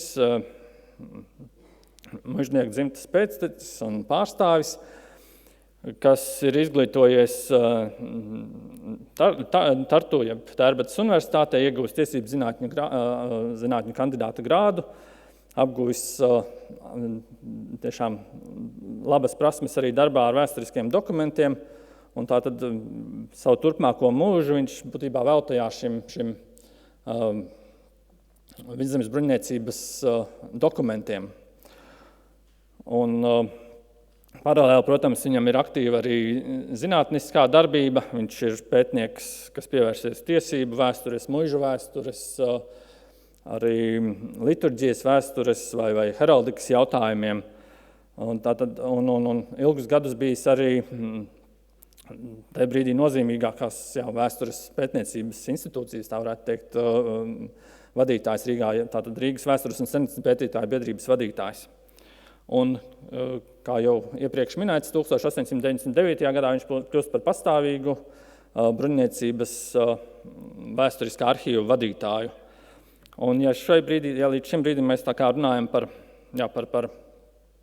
arhīvu kā vienotu kompleksu, tad var teikt, ka 1902. gadā Jēkaba ielā tiek uzcelta palīga ēka Vidzemes bruņniecības vajadzībām, kurā skaitā tika izvietot arī daļa no dokumentiem. Un šeit tad veidojas tāds skaidrāks nošķīrums starp īsto, teiksim tā, pēdiņās arī bruņniecības arhīvu un vēsturisko zemes arhīvu. Un, ja mēs runājam par šo te īsto bruņniecības arhīvu, tad tas paliek glabāties bruņniecības namā un aptver šo dokumentāciju no 17. gadsimta līdz pat korporācijas likvidācijai 20. gadsimta sākumā. Mēs jau iepriekšējās prezentācijās redzējām daudzus dokumentus no šī arhīva, jo tas satur tiešām ļoti daudzveidīgus materiālus gan par pašu bruņniecības korporāciju, gan arī par tās locekļiem. Jo, protams, ka bija nepieciešams apkopot dokumentus par muižnieku dzimtu izcelsmi, par to īpašumiem. Un, protams, ka bija jādokumentē gan pašas landrātu kolēģijas vai landtāgu darbības un norises, gan arī bija tie atspoguļo arī lielā mērā šo te vispār Vidzemes pārvaldi šai laikā. Un šie dokumenti mūsdienās veido tātad 214. fondu Latvijas valsts vēsturē Vidzemes bruņniecības arhīvs. Šai pašā fondā ir vēl viens uzskaitas saraksts, kas savā ziņā nošķiras no šī vēsturiskā bruņniecības arhīva. Tas ir atsevišķs uzskaitas saraksts, 214. fonda 6. uzskaitas saraksts, kas satur daļu no kādreizējās bibliotekas. Un konkrētāk runājot, pirmo apakšsadaļu no šīs bibliotekas, mēs tā centrālajā attēlā varam redzēt, ka pirmā sadaļa ir manuskripti, un tie tiešām ir visdažādākie manuskripti, sākot no viduslaikiem līdz pat 19. gadsimtam, kas lielā mērā ieplūduši arhīvā caur Treja kolekciju, un ir tiešām ļoti nozīmīgi arī ar Latvijas vēsturē, jo satur daudz dažādus kroniku norakstus, tāpat dažādas šos privilēģiju vai citus dokumentus. Un tāpat laikā, kā saka, varbūt viens no nozīmīgākajiem un interesantākajiem vēstures dokumentiem, ko mēs tur gribētu meklēt, pirmā senākās Livonijas atskaņu kronikas noraksts šai arhīvā, diemžēl, šai kolekcijā, diemžēl, vairs nav atrodams kopš Pirmā pasaules kara laika. Ja mēs es nedaudz jums ieskicēju šo bruņniecības īsto arhīvu un rokrakstu kolekciju, tad tagad nedaudz vēlētos pievērsties tam, ko varētu saukt par vēsturisko zemes arhīvu. Šeit slaidā tas ir likts pēdiņās, šis nosaukums, jo tas nekad tādu īsti oficiālu nosaukumu neieguva, atšķirībā no Kurzemes zemes arhīva, kas dibināts nedaudz vēlāk, tiešām ieguva šādu nosaukumu. Bet šis nošķīrums ir iespējams jau 19. un 20. gadsimta mijā, jo, kā jau minēja, Jēkaba ielā 12, kad tika uzcelta šī palīgēka, tika pārvietot arī liela daļa no bruņniecības namā uzkrātiem dokumentiem, un tika izvietot šīs ēkas 4. stāvā, un vēlāk arī, kad bija nepieciešams vēl papildus telpas, arī pagraba stāvā. Un šī vēsturiskā zemes arhīva ietvaros arī var runāt par vairākām nodaļām, kas arī, protams, ir tāds ļoti nosacīts apzīmējums. Tas ir tas, ko lieto tajā laikā šis arhīva vadītājs Bruinings, un tās ir loģiskas sastāvdaļas, kas ir veidojušās viņa darbības rezultātā, taču tās nav tādas, šobrīd tās vairs šādā formā nepastāv, līdz ar to mēs, varam tikai tā nosacīt runāt par šādām te nodaļām. Ja mēs runājam par pirmo sadaļu, par muižu arhīviem, tad, protams, nozīmīgs darbs tika veikts šo te senāko dokumentu apzināšanā un apkopošanā, un tas bija arī Hermana von Bruininga muižu darbs, viņam izdodot Vidzemes muižu dokumentu krājumu divos iznākušos sējumos 1908. gadā un 1923. gadā, kas ir faktiski nenovērtējams avots, ja šodien grib pētīt viduslaiku Vidzemes teritoriju. Jo tas satur tiešām ļoti daudz dažādas norādes par kas var noderēt kultūras vai tiesību vai to pašu vietvārdu vēsturē. Un šie dokumenti, kas tika savākti pēc Vidzemes bruņniecības iniciatīvas bruņniecības arhīvā, mūsdienās ir aizsākums mums tik labi zināmajam pergamentu un papīra dokumentu kolekcijai. Bet muižu arhīvi veidojās ne tikai no šādiem pergamenta dokumentiem, ļoti nozīmīgi daļu veidoja arī dažādi citas lietas par muižām, kurās tika apkopoti dažādi materiāli, vadoties pēc muižu iedalījuma, kāds tas bija uz 19. gadsimta otrajā pusē.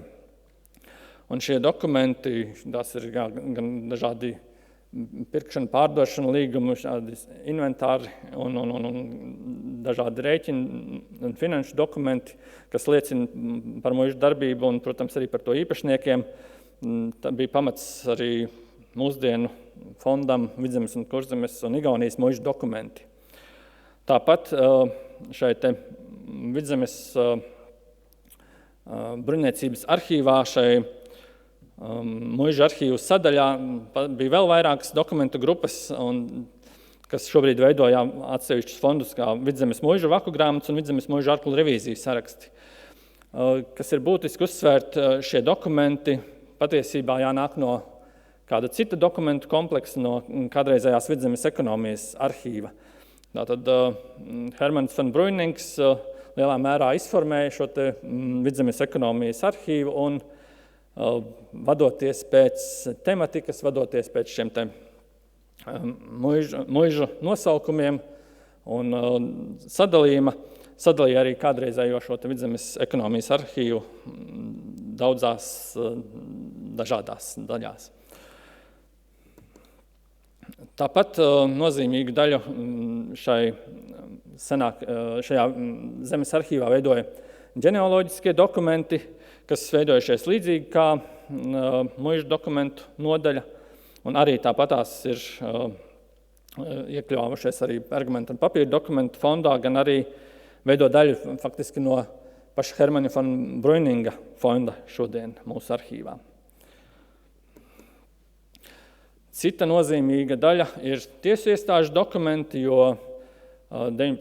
gadsimta otrā pusē likvidējot līdz tam pastāvējušo kārtu tiesu sistēmu, tika likvidēts vairāk nekā 50 tiesu institūcijas, un, saprotams, to arhīvus arī vajadzēja kaut kur likt. Tajā brīdī bija domāts, ka tie koncentrēsies Rīgas apgabala tiesā un daļai Vidzemes guberņas valdē, taču tur par tām nebija īpaši liels intereses un arī telpu, un patiesībā Vidzemes bruņniecība uzņēmās rūpes par šiem dokumentiem, par pašu senāko daļu, par 17. gadsimtu un 18. gadsimtu jau pēc Hermana von Bruininga iniciatīvas jau Vidzemes bruņniecība rūpi jau bija uzņēmusies jau senāk, jo pats Hermans von Bruinings, starp citu, arī bija savulaik strādājis Vidzemes galma tiesā, un līdz ar to šīs Vidzemes galma tiesas augstākās tiesas Vidzemē 17. un 19. gadsimtā šos dokumentus tad varēja pārņemt un sakārtot. Tas mēs redzam piemēru no viena no reģistriem, kas tapa šā darba rezultātā. Un tas ir tiešām arī ļoti nozīmīgs un vērtīgs fonds mūsu arhīvā, Vidzemes Galma tiesa. Un šie tiesu dokumenti patiesībā, kas 20. gadsimta sākumā ienāca arhīvā, ir stipri daudzveidīgāki un bagātāki. Tur ir gan arī zemes tiesu, apriņas tiesu un draudžu tiesu materiāli, kas arī veido lielāku skaitu mūsu arhīvu fonda. Šai gadījumā es neesmu licis nevienu, dokumentu paraugu, bet esmu pievienojis Voldemāra Brožes pasi. Voldemārs Brože bija arī darbinieks, kas ilgus laikus bija strādājis Rīgas Valmieras apriņas tiesā un vēlāk Rīgas Agabala tiesā. Un pēc tam viņš bija piesaistīts arī Vidzemes bruņniecības arhīvam. Viņš palīdzēja Hermanim von Bruningam sakārtot šos tiesu dokumentus. Un kas ir nozīmīgi, viņš turpināja darbu arī Latvijas valsts vēsturiskajā arhīvā.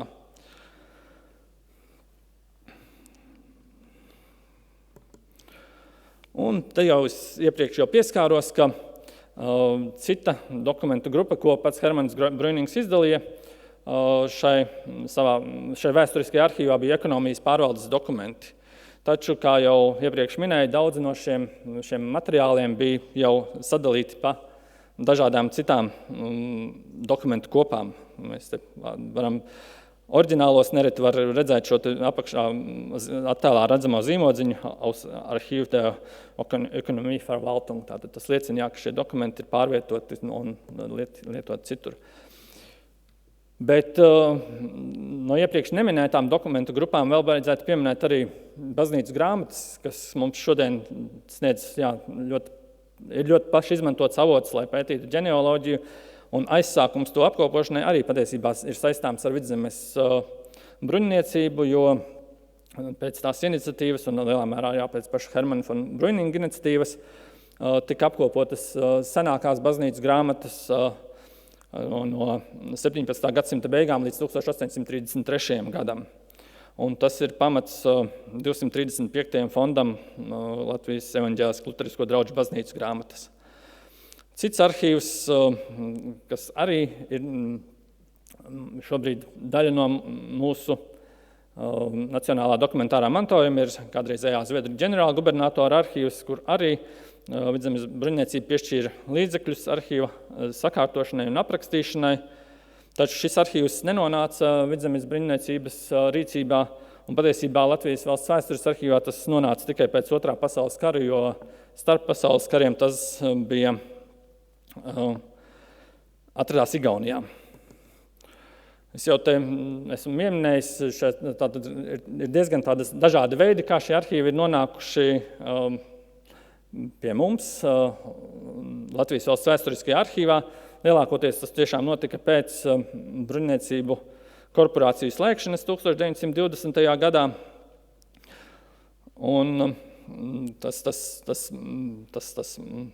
bet arī tās dokumentu grupas nonāca dažādās veidos. Es varbūt sīkāk tur daudz nestāstīšu par to, bet galvenais, ko vajag uzsvērt, ka, protams, ka gan bruņniecība bija interesēta šos materiālus paturēt, gan savukārt no Latvijas valsts puses bija vēlme šos materiālus pārņemt, kaut arī bieži vien tā vēlme bija tāda stipri virspusēji nezinošana, jo patiesībā Latvijas valsts pusē nebija daudz zināšana par šiem materiāliem.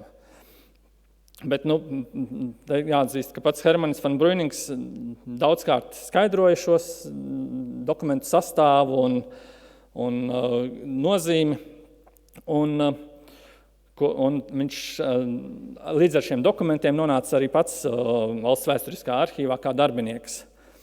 Un dokumentiem pārceļoties uz Rīgas pili 1925. gadā arī viņš būtībā dodas līdzi uz pili šiem dokumentiem. Un šai ziņā varbūt zīmīgs ir citāts, ko viņš rakstīja Jānim Čaksnim 1921. gadā, ka vēsturiskam arhīvam noteikti jāpaliek tur, kur tas pieder, un šāda arhīva pārvaldniekam ir jādala liktenis ar to. Tas ir savā ziņā viņa dzīves moto, un tādā ziņā viņš arī kalpoja kā šis tilts starp Vācu-Baltiešu arhīvu tradīciju un Latvijas Republikas nodibināto valsts vēsturisko arhīvu. Un savā ziņā varētu arī domāt, ka tas varētu kalpot arī kā papildus tilts uz šodienu, jo, ja mēs redzam, ka ir iznākuši 2 sējumi no viņa sastādītiem Vidzemes muižu dokumentiem, tad 3. sējums joprojām glabājas kā manuskripts mūsu arhīvā, un arī, protams, to būtu vērts izdot, jo tas arī būtu nozīmīgs papildinājums mūsu vēstures pētniecībai. Un tad īsumā, šeit atgriežoties, tātad Vidzemes bruņniecības arhīvs pārauga šo korporācijas arhīvu robežas un kļuva par zemes arhīvu, plašāku arhīvu ar tiešām ļoti milzīgu nozīmi Latvijas vēstures pētniecībā. Un lielā mērā tas ir tā pateicoties Hermaņa Bruininga ieguldījumam, viņa iniciatīvai un spējām un arī sociālajiem kontaktiem. Un, protams, ka šīs arhīvu veidošanās 19. gadsimta beigās, protams, arī daļai skaidrojums ar to, ka pati Vidzemes bruņniecība zaudēja savas pozīcijas, meklēja iespējas nostiprināt savas pozīcijas un ir atrodas zināmā mērā konfliktā gan ar centrālo Krievijas impērijas varu, gan ar topošo latviešu nāciju. Bet, lai vai kā šis bruņniecības arhīvs ir kļuvis par nozīmīgu daļu no mūsu nacionālā dokumentārā mantojuma, un tam ir tiešām arī liela nozīme arī šodien, un tas tiešām, kā jau iepriekš tika minēts, iepriekšējos referātos ir plašāk pētāms un apzināms. Kaut vienmēr mums ir vērts arī apzināties, ka daudzjādā ziņā mēs šiem dokumentu kompleksiem skatāmies caur Hermaņa von Bruininga prizmu. Tas tā, kā viņš to ir izveidojis. Paldies par uzmanību.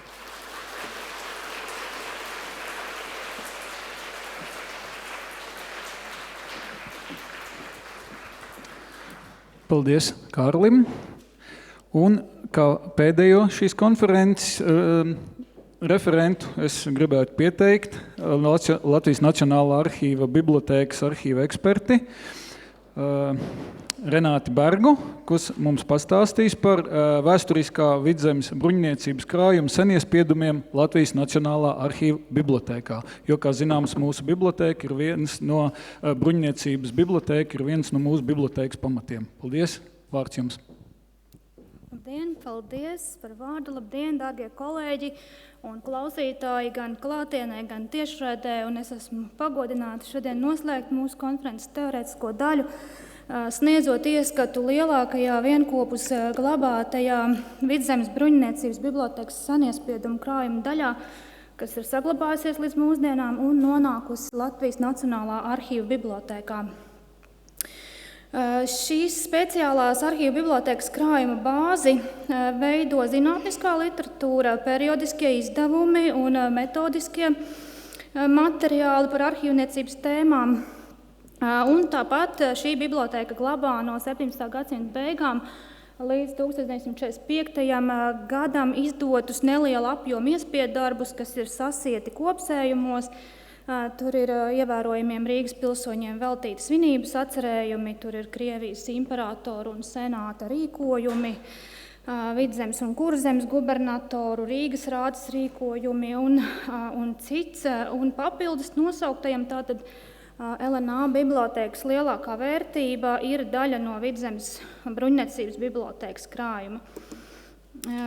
Pavisam īsi par to, kā šis krājums veidojies, tad tiek pieņemts, ka zināma apjoma grāmatu krājums pastāvēja jau tad, kad sāka veidoties bruņniecības arhīvs 17. gadsimta vidū, un šie materiāli ir glabāti bruņniecības vēsturiskajos namos, kur gadsimtu gaitā bibliotēka attīstīta un aktīvi komplektēta, un krājums ir bijis pieejams un paredzēts bruņniecības pārstāvjiem un zinātniekiem. Par oficiālu bibliotēkas dibināšanas laiku tiek pieņemts 1853. gads. Kārlis jau mums minēja, kad bruņniecība no Svētā Jāņa baznīcas virsmācītāju un bibliofīlu Hermaņa Treja mantiniekiem iegādājās vairāk kā 25,000 sējumu, rokrakstu un seniespiedumu. Pēdējā krājuma atrašanās vieta bija jaunais bruņniecības nams, kurā pašlaik darbojas Latvijas Republikas Saeima. Šai korporācijai beidzot savu darbību, tātad bibliotēkas krājuma liktenis ir bijis ārkārtīgi dinamisks, un tā dalīšanā bija iesaistīts privātpersonas, institūcijas un ministrijas. Par to liecina ne tikai dokumenti, tiesu prāvas, par to runā arī grāmatas pašas. Un gadījums, kad jāfiksē to, ka kāds konkrēts eksemplārs ir zināmu vai nezināmu iemeslu dēļ sadalīts uz pusēm un tiek glabāts dažādās krātuvēs, es esmu pārliecināta, pasaulē tas nav nekas unikāls, bet Latvijā es iepriekš nebiju šādu gadījumu zinājusi. Tas ir tātad 1690. gada jauna un pilnīga Rīgas dziesmu grāmata, kuras pirmais vāks ar bruņniecības ekslibri, frontispis un titulapa un pirmās 12 lapas tiek glabātas šeit, Gaismaspilī, retumos. Savukārt grāmatas pārējā daļa LNA bibliotēkā. Tādā veidā šie abi skaitās defektīvi eksemplāri, kaut gan tas ir viens un tas pats eksemplārs. Tātad rokrakstu un grāmatu krājums tika sadalīts pa daļām, nonākot gan institūcija, gan privāta persona īpašumā, un šie seniespiedomi mūsdienās atrodami gan Latvijas Universitātes bibliotēkas, gan šeit, kā es minēju, arī Gaismaspils krātuvēs, tāpat pilnīgi iespējams arī izklietēti kaut kur ārzemēs. Taču, kā runājām, lielākā krājuma daļa tiek glabāta arhīvu bibliotēkā, tās ir gandrīz 2000 vienību, kas ir iespiestas laikā no 1506. līdz 1830. gadam. Šo gadu klasiski ir pieņemts turēt par seniespiedumu robežu gadu, jo tas ir laiks, kad rokas lējuma papīru nomaina jau rūpnieciska industriāla papīra ražošana. Un jāuzsver, ka arhīvs ir paveicis ļoti lielu darbu, nodrošinot šiem eksemplāriem lieliskus glabāšanas apstākļus. Katram sējumam ir individuāli piegriezta kārba. Krājums ir kataloģizēts kartīšu katalogā chronoloģiski, atbilstīgi tam materiāli ir izvietoti arī plauktos. Tomēr šāda kartotēka neveicina krājuma izmantošanu, tādēļ pašlaik tiek veikta krājuma padziļināta bibliogrāfiska izpēte un elektroniska kataloģizēšana. Un tā kā šajā brīdī ir aprakstīti gandrīz visi sējumi, ir iespējams veikt tādu zināmu krājuma analīzi. Vispirms nedaudz par saturisko aspektu, bet arī par pārstāvētajām valodām. Šī aina nerada pārsteigumus, tā ir diezgan klasiska, un šī attiecīgā laikposma iespiedumiem, protams, senākajā posmā dominē latīņu valoda, bet turpat blakus ir, protams, reģionam aktuālā vācu valoda, un ir arī pietiekami liels skaits poļu valodas. Neliela daļa ir franču, itāliešu valodā, ar atsevišķiem eksemplāriem ir pārstāvēta arī grieķu, baznīcas slāvu, angļu, somu, zviedru, igauņu valoda. Latviešu valodā gan ir tikai 2 grāmatas. Taču tām ir būtiska nozīme mūsu valodas un kultūras attīstībā.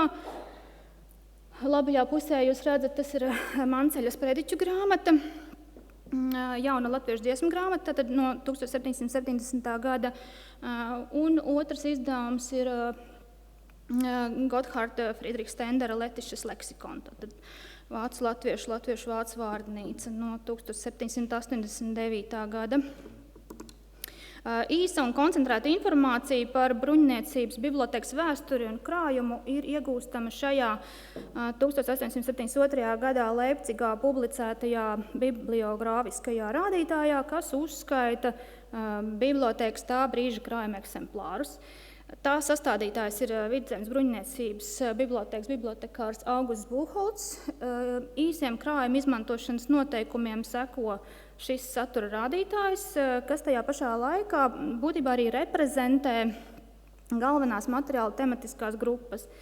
Arī manis kataloģizētās vienības, kas ir tikai neliela daļa no šī toreizējā krājuma saturiskā aspektā, būtībā atbilst šim Buchholza rādītāja iedalījumam. Un te ir sadaļas, kā mēs redzam, ar konkrētiem ģeogrāfiskiem areāliem saistīti materiāli Baltika, Danika un Svetika, Polonika un Rusika. Un šeit man gribētos izcelt tieši ar Polijas un Prūsijas kultūru vēsturi saistītos iespieddarbus, jo apstrādātajā kolekcijā tie skaita ziņā prevalē pār citiem reģioniem. Šī apjomā nelielā kolekcija varētu būt īsta zelta bedre Prūsijas vēstures pētniekiem. Tāpat nevienmērīgās proporcijās ir reprezentētas arī pārējās sadaļas - likumdošana, ekonomika, politika, heraldika, muižniecība, zemnieku stāvoklis, vēsture, īpaši monarhu dzīves apraksti. Un es pieminēšu arī leksikogrāfiju, arhitektūru, numismātiku, etnogrāfiju, paleogrāfiju, ģenealoģiju, dažādu nozaru praktiskas rokas grāmatas. Būtībā tas, ko mums rādīja Liene šajā chronoloģijas slaidā, man pilnīgi radīja tādu ainu par šī krājuma šķērsgriezumu tematiskajā ziņā, kur mēs redzam, ka ir pārstāvēti visi vēstures laika posmi un visas tās jomas, kas bruņniecības pārstāvjiem bija aktuāls. Bet, skatoties Buchholza rādītājā, mēs redzam, ka tajā tomēr iztrūkst jomas, kas parasti aizņem lielāko daļu agrīno jauno laiku bibliotēku plauktus, un tās ir teoloģija, filozofija un daļliteratūra. Un šo iztrūkumu es izteikti novēroju arī saglabātajā kolekcijas daļā.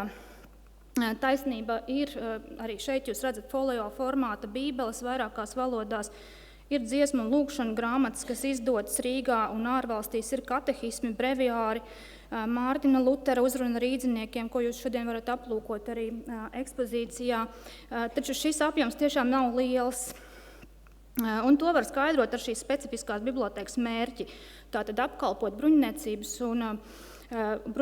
pārstāvis un zinātniekus. Krājuma kodolā, kas ir saglabājies līdz mūsdienām, viennozīmīgi dominē Livonijas un tai būtisku reģionu militārā un sociālā vēsture, politika un likumdošana. Tādējādi gan šis tematiskais aptvērums, gan arī tiešā veidā konkrēti eksemplāri par ceļojumiem uz Āziju, uz citām tālām zemēm, par holandiešu jūras braucēju ekspedīcijām un tam līdzīgi. Tas viss liecina par to, cik plaši toreizējie šie krājuma veidotāji un lietotāji varēja uz pasauli skatīties un to apgūt. Un nākamā kategorija, ko es vēlos izcelt, ir retumi. Es esmu konstatējusi gandrīz 80 eksemplārus, ziņas, par kuriem es pagaidām neatrodu citos Eiropas elektroniskajos kopkatalogos.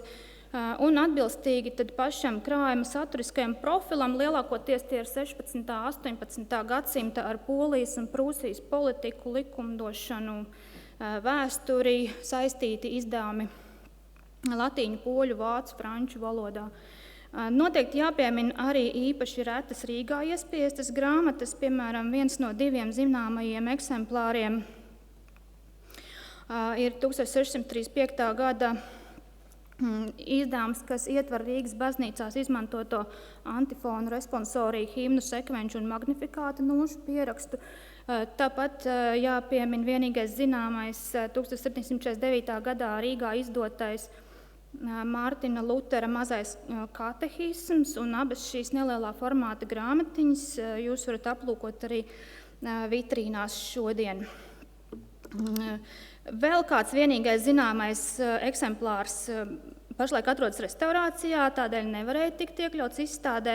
Tā ir 1706. gada jauna un pilnīga Rīgas dziesmu grāmata, kuras vērtību īpaši ceļ frontispisā redzamā Rīgas panorāma vara grebumā, un rūpējoties par eksemplāra labbūtību, LNA dokumentu preventīvās saglabāšanas eksperti grāmatu restaurē, salabojot arī uz pusēm pārlūzušo koka vāku. un arī sadalījušos frontispīsu, un eksemplārs ir arī digitalizēts, lai sniegtu iespēju pētniekiem piekļūt šai unikālajai dziesmu grāmatai attālināti un saudzīgi. Šeit tad jūs varat redzēt, kā gravīra ir salabota, un liels paldies kolēģei Līgai Paušas par darba vajadzībām tapušiem attēliem, ar kuru starpniecību tad mēs arī varam šodien novērtēt un gūt ieskatu grāmatas stāvoklī pirms restaurācijas un pēc. Un šeit arī jāpiemina veiksmīga sadarbība ar mākslas zinātnieku un grāmatu grafikas pētnieku Valdi Villarušu, kurš ir izpētījis šīs dziesmu grāmatas frontispisu un ilustrācijas, analizē un apraksta šīs gravīras savā topošajā rakstu sērijā par latviešu grāmatas grafiku.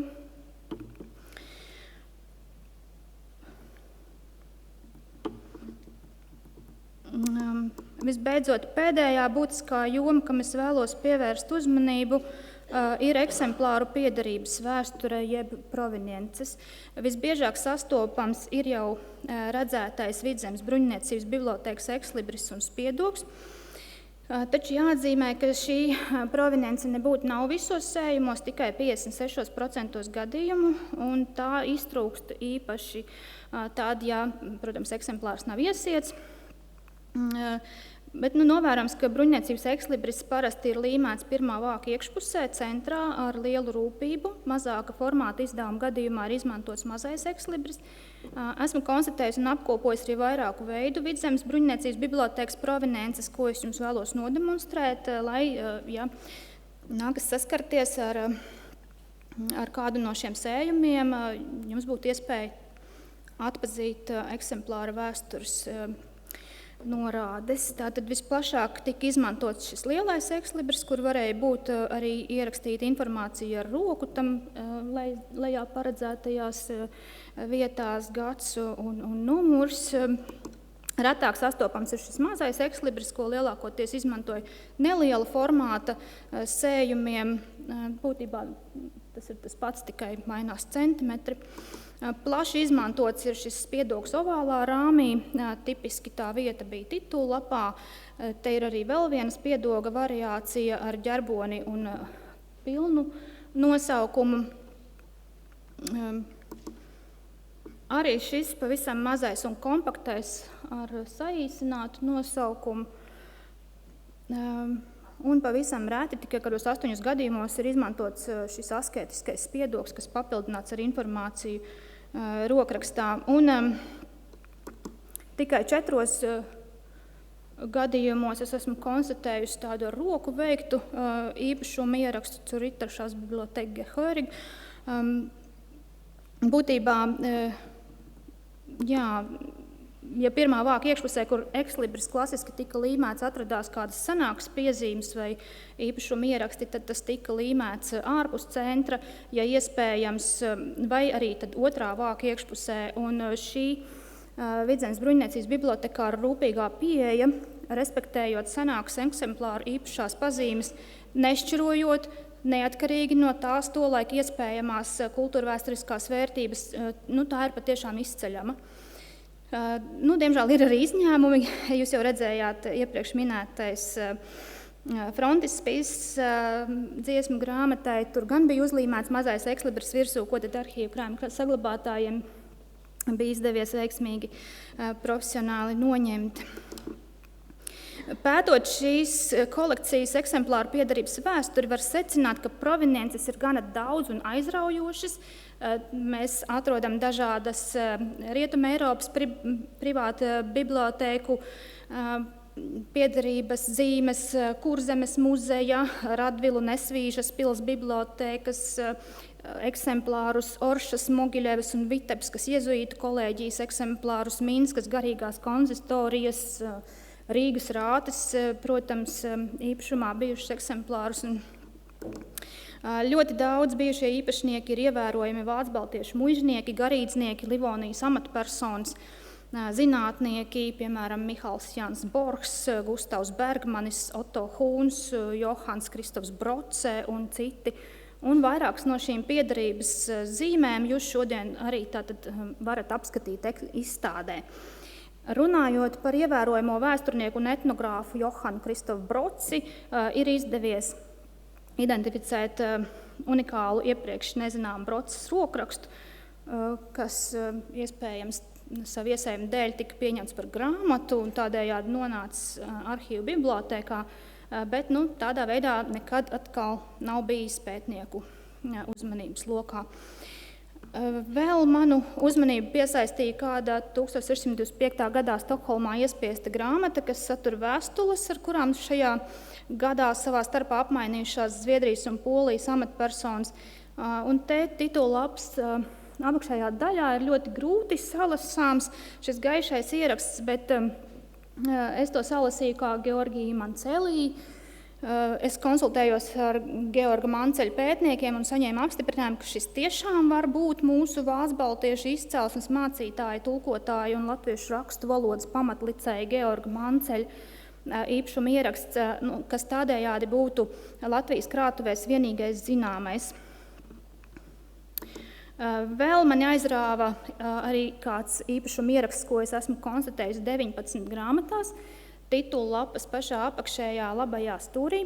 Sīkiem burtiem redzams askētisks ieraksts Hūn. Tas ir plaši pazīstamā Oto Hūna īpašuma ieraksts. Un Hūns tātad bija vācu-baltiešu ārsts, novadu pētnieks un pirmais, kurš Krievijas impērijā aizsāka vakcināciju pret bakām. Un mana pirmā doma bija, ka tas ir tik ļoti neievērojams un asketisks ieraksts priekš tik milzīgas personības. Pagājušā gada arhīva kolēģi publicēja monumentālu darbu Kurzemes pilsētas 19. gadsimta sākumā Oto Hūna mantojums, un izdevumā ir teikts, ka Oto Hūna savāktie un nepublicētie materiāli pēc viņa nāves nonāca tātad jau minētā mācītāja Hermaņa Treja īpašumā, ko tad vēlāk iegādājās bruņniecība. Rokrakstiem, kā tiem pienākas, glabājas Latvijas valsts vēstures arhīvā, bet grāmatas ir izkaisītas lielākajās Latvijas seniespiedumu krātuvēs. Iespējams, kādreiz kādam izdosies rekonstruēt Oto Hūna bibliotēku un izveidot pārskatu vismaz par to, kas no tās ir palicis.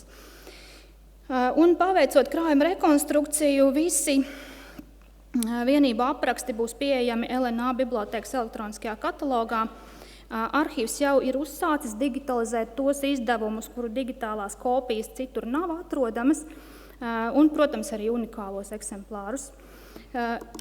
Es esmu vienojusies ar United Short Title Catalog, kas ir plašākais un autoritatīvākais attiecīgā laika posma izdevuma elektroniskais katalogs, izstrādātājiem par to, kā ziņas par arhīvu bibliotēkas eksemplāriem un saites uz digitālajām kopijām tiks pievienotas viņu katalogā, un līdz ar to informācija par šo krājumu būs pieejama pētniekiem visā pasaulē.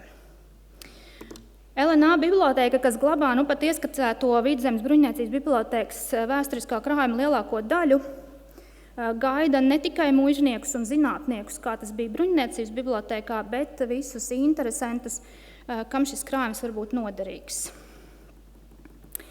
Un domājot par šīs dienas svinīgo noti, es atļaušos izmantot šo izdevību un publiski pateikties arhīvu direktorei, direktors vietniekiem Ingūnai un Gatim, personāla nodaļas kolēģiem, sabiedrisko attiecību speciālistei, visiem kolēģiem, ar kuriem man bija iespēja sadarboties un saskarties par īpaši draudzīgo un profesionālo darba vidi.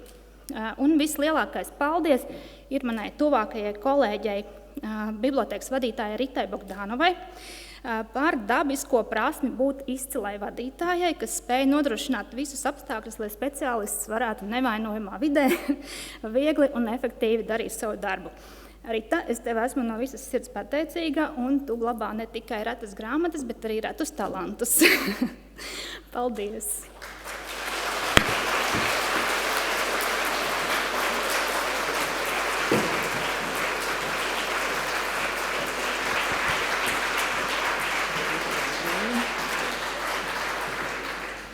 Liels paldies Renātei. Vēlreiz paldies visiem runātājiem, klātesošajiem par izturību. Paldies visiem skatītājiem tiešraidē. Un nu mēs esam nopelnījuši nelielu pauzi, lai izlocītu kājas un mazliet socializētos. Un 14.15 tiekamies šeit pat uz darbinieku godināšanu.